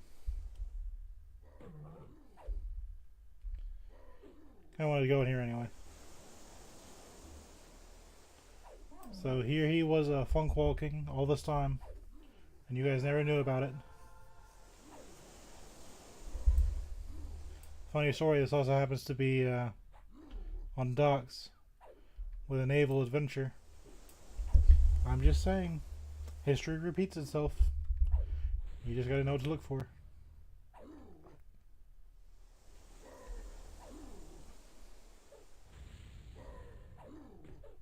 Yeah, we're fun.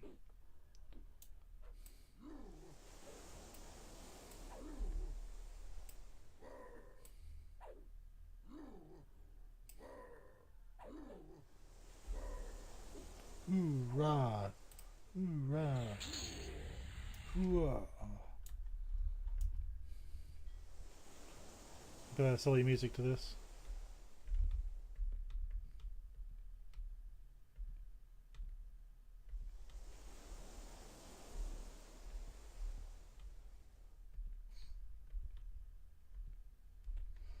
Alright, I'm done.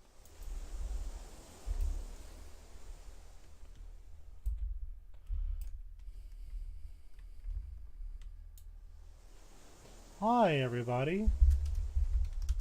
How you doing?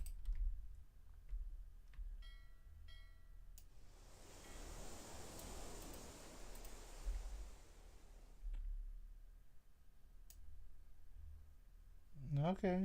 Oh. You're not supposed to be in here. Get him.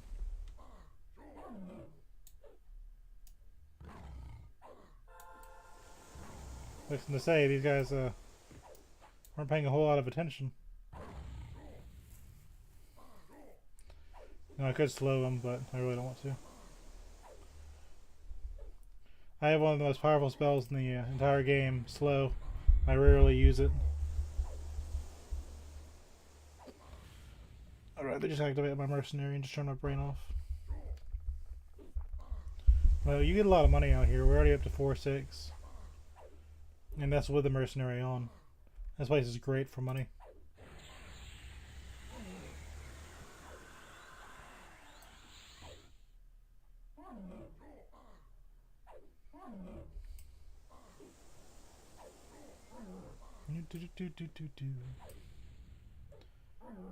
You might have wondered why I had the pirate costume on the front on Furiona by his face.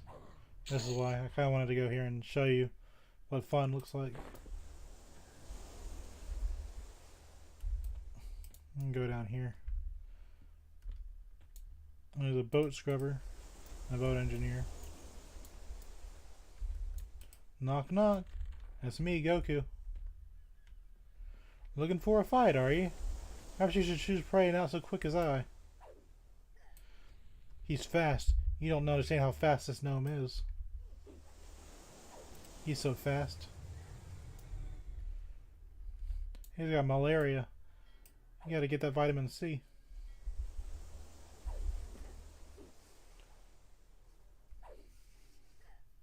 As the great sages of our time once said, he indeed does need some milk.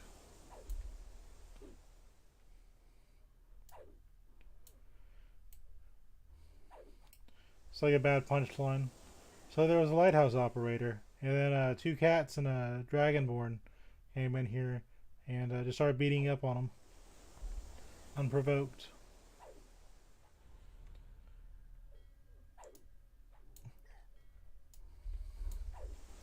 Basically what the dragon are. The dragonborn.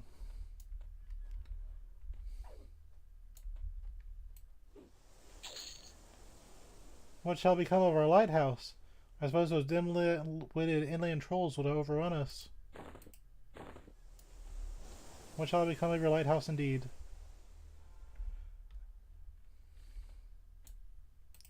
There's a fisherman. He means the fish.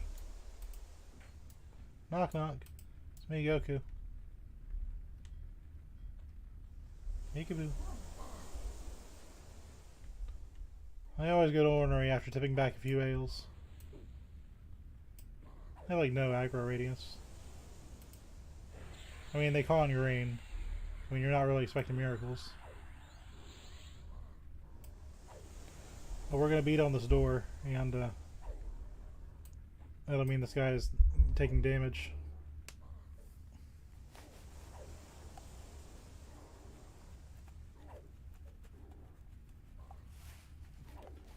Because video games. Doot. Nadox and this shit. And I'm pretty sure you can't gain enough action with them. Those are just some brigands. And they're cookie cutter danger pirates. The likes of you offer no threat to the might of the broken skull. Gonna take out our buddy.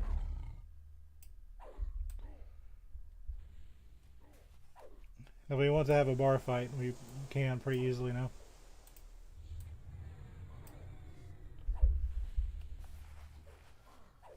Kinda wish I could put a damage shield on my pet. Well, that's okay.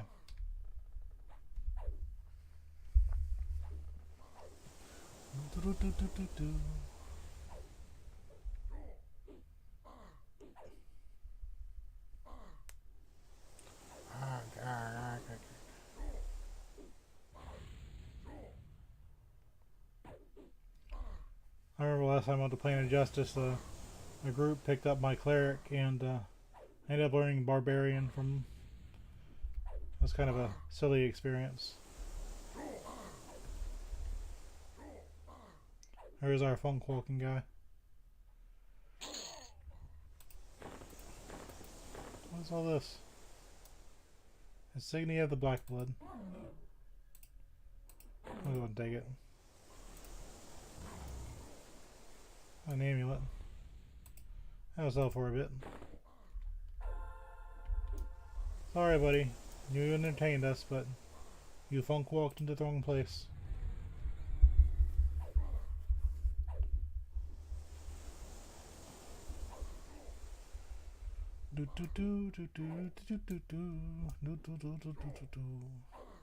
Now, if you play a gnome in this game, you can see through so many walls. That's like a secret everybody knows, but no one talks about.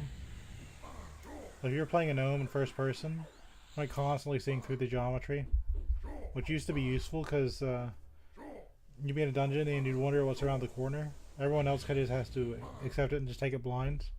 But a gnome can kind of see through the wall and see if there's a monster on the other side and kind of warn the rest of the group. A gnome rogue can learn both poison making and tinkering, which are exclusive to that combination. Guards, get this one. I used to think Zeraxel Gil was so cool, but turns out it's not. don't know why they're dropping so much money. Hi, it's me, Goku.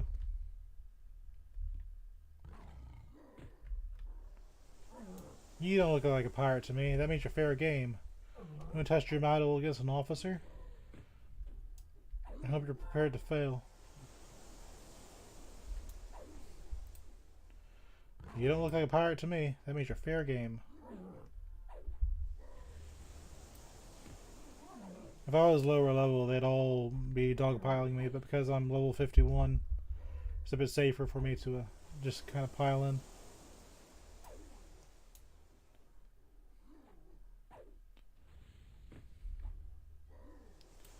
But I do enjoy this.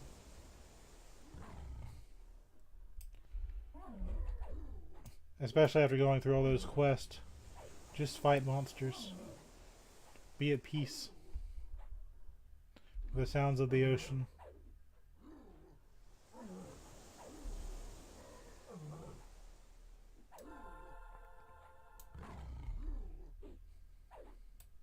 What are you standing on?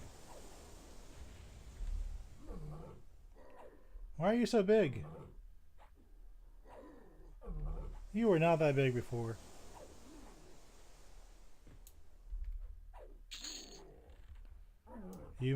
God, he was that big. You may have bested me, but our recruits are many. We can't hope to defeat us all.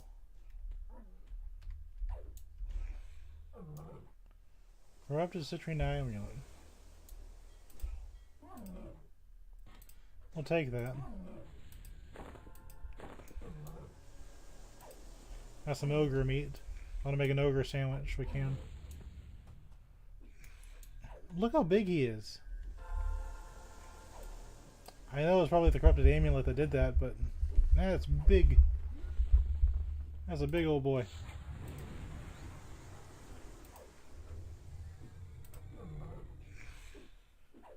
And power through these Ixar. You know, for a race that seems to dislike everybody, they're pretty overused, I think. Not that big of a deal, but this is kind of a funny setup. He's attacking my pet. He's attacking me. But it looks like we're on the same side. Pop. No, that poisoned itself for very much. Got some Ixar blood. Survival relies on skills. It seems my training is inferior, sad face. XD.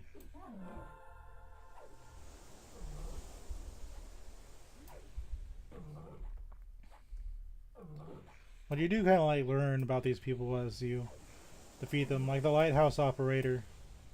He was worried about the trolls from inland. But, you know, the only camp is these Broken Skull guys. So what is he talking about? Is he talking about the Torgaren Mines or the Dead Hills? I just don't know.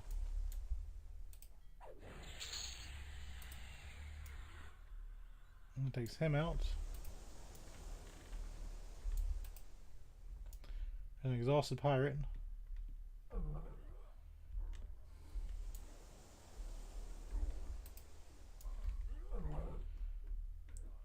You attack me here? My comrades will be on you like flies to refuse. A drunken pirate stumbles blearily towards you, grunting obscenities. He said a bad word! Oh no! Could you imagine people saying bad words? Oh no, that's so scary nowadays. Yeah, go and cry.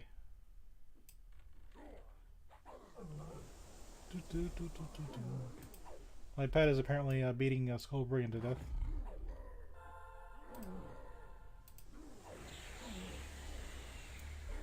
This tiny little brigand I didn't even see behind everyone else.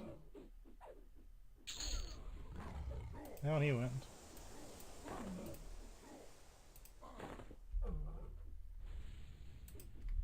Well, you always assist your pet. Even though he's just a little head sticking through the door. You need 2 levels a day.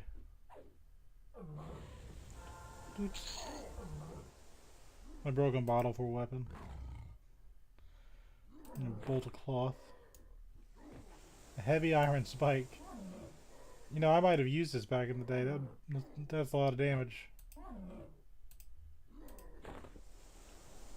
You know, actually, I kind of want it. I don't know if it'll sell for anything, but that's really kind of cool.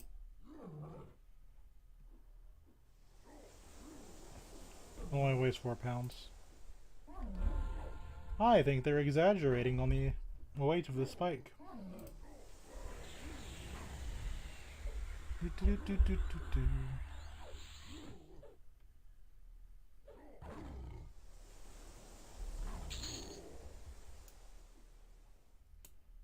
And this is for a quest of some sort. I'll pick it up later.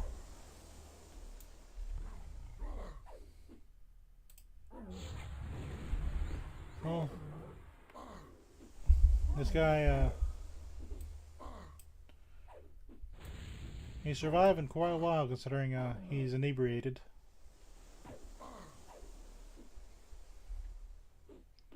By the way, this game has a skill called alcohol tolerance. Easy come, easy go. Down he goes.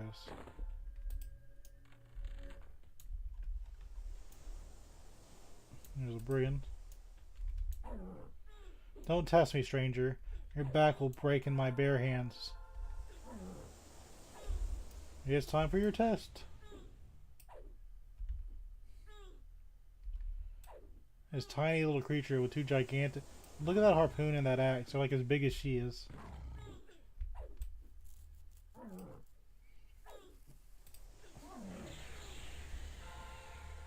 You sound kind of roughly. I give her credit, she didn't run away. Got her 2 dark elf parts. Yeah, there he is. There you are. I knew you were here somewhere. I have something that Vishir used. Let me see. It's the exit. I'll get lost. Nobody remembers this NPC. For a while I thought I was just kind of imagining things. But no. Sneak.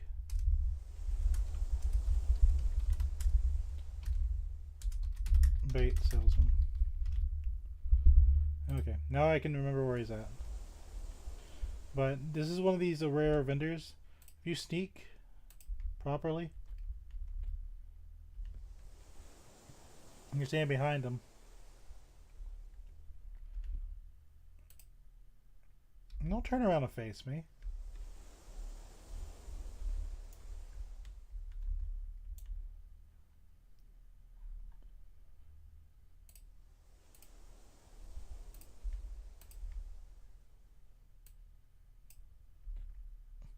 It's gonna take a little bit for a sneak to work.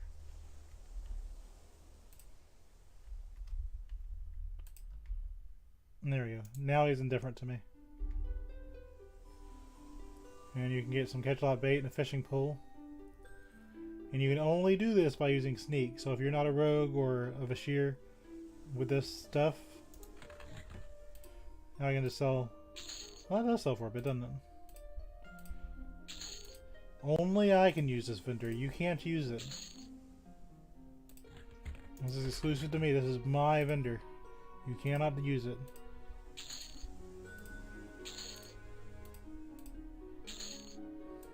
So I can stay out here all day. Look at all these things I'm just selling. You can't use it, but I can. Neener, neener, neener. I can use this vendor because I'm better than you.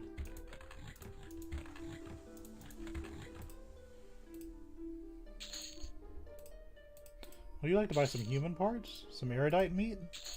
You make a good sandwich with it. I've eaten it before.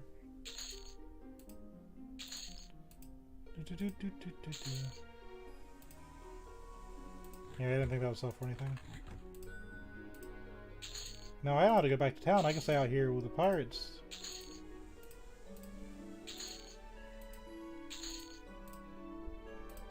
With a rye amulet.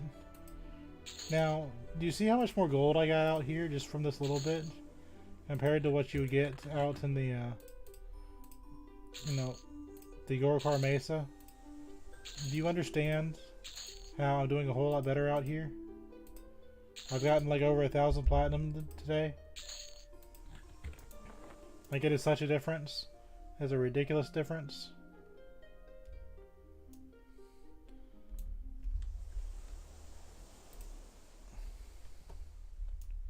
Yeah, let's have a good old-fashioned bar fight.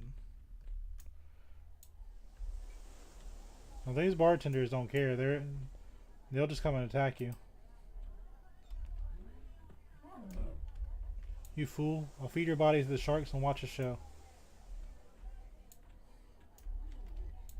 I don't recall your kind being welcome here. Now get out. That's not very nice. And there's Cisco the Spurned, which I did not notice before I started a bar fight.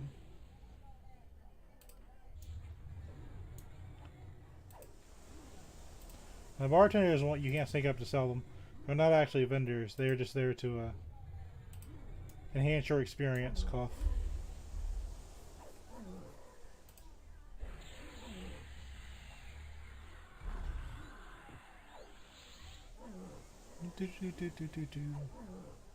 Having a bar fight. And yes, you can defeat the shark, but it doesn't really drop anything worth noting.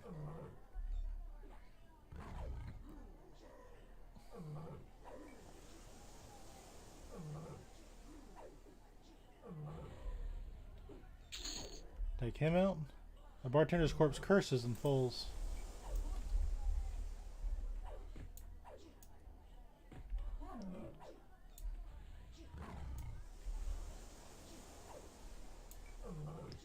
Kind of wondering if my mercenary is going to heal my pet. Like, hold on here, buddy. Got Dark Link over here, being special.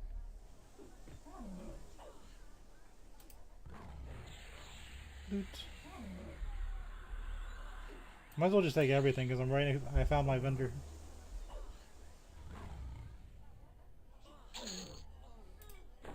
It's not going to sell for a lot, but who cares? But you can make lots of recipes, like sandwiches, with the people you're defeating in here. I don't know what her deal is.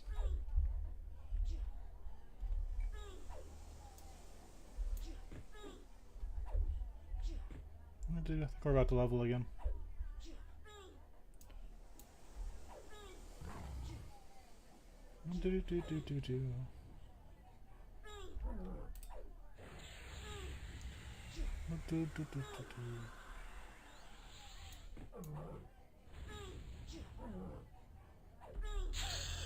Ding. You have improved Innate Fury 4 at the cost of 0 ability points. What did I do? Innate Fury. This passive ability increases the damage you deal with all forms of melee attacks by 16%. And that's a little more of the same, isn't it? Why are you indifferent? You fool, I'll feed your body to watch the show. I don't know why she's indifferent. I'm kind of wondering if she's a quest NPC or something else. I think I'll leave her alone. I usually don't attack things that don't attack me. Maybe she's just having a bad day. We've been playing for about 4 hours, so I think we'll take a little break. And I'll stream again next week.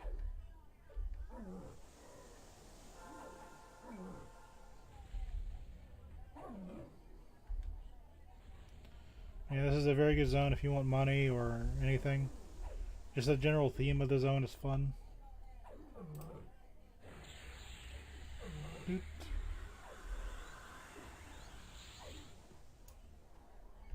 Look at him go. Save me, bar patrons.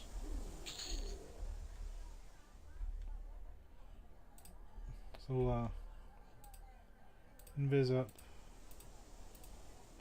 and go back towards the entrance.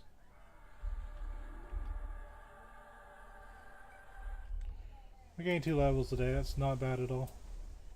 Found my favorite salesman here. And we'll take a more hard look at the named monsters and stuff like that.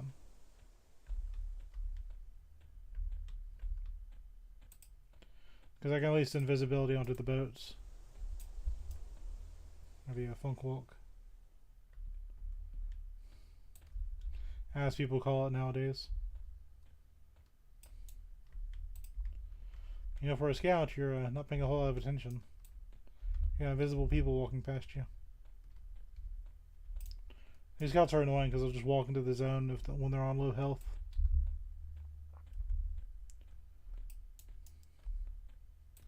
And all the way to the zone line. And you're generally safe here. I'll put you on passive for now. So thank you for watching. I hope you now understand why this kind of place separates newbies from the more experienced players. I hope you have a wonderful day, and we'll keep going with this game. I have a lot of love for this game. But I hope you have a good night. Miss you. See you next time. Bye bye.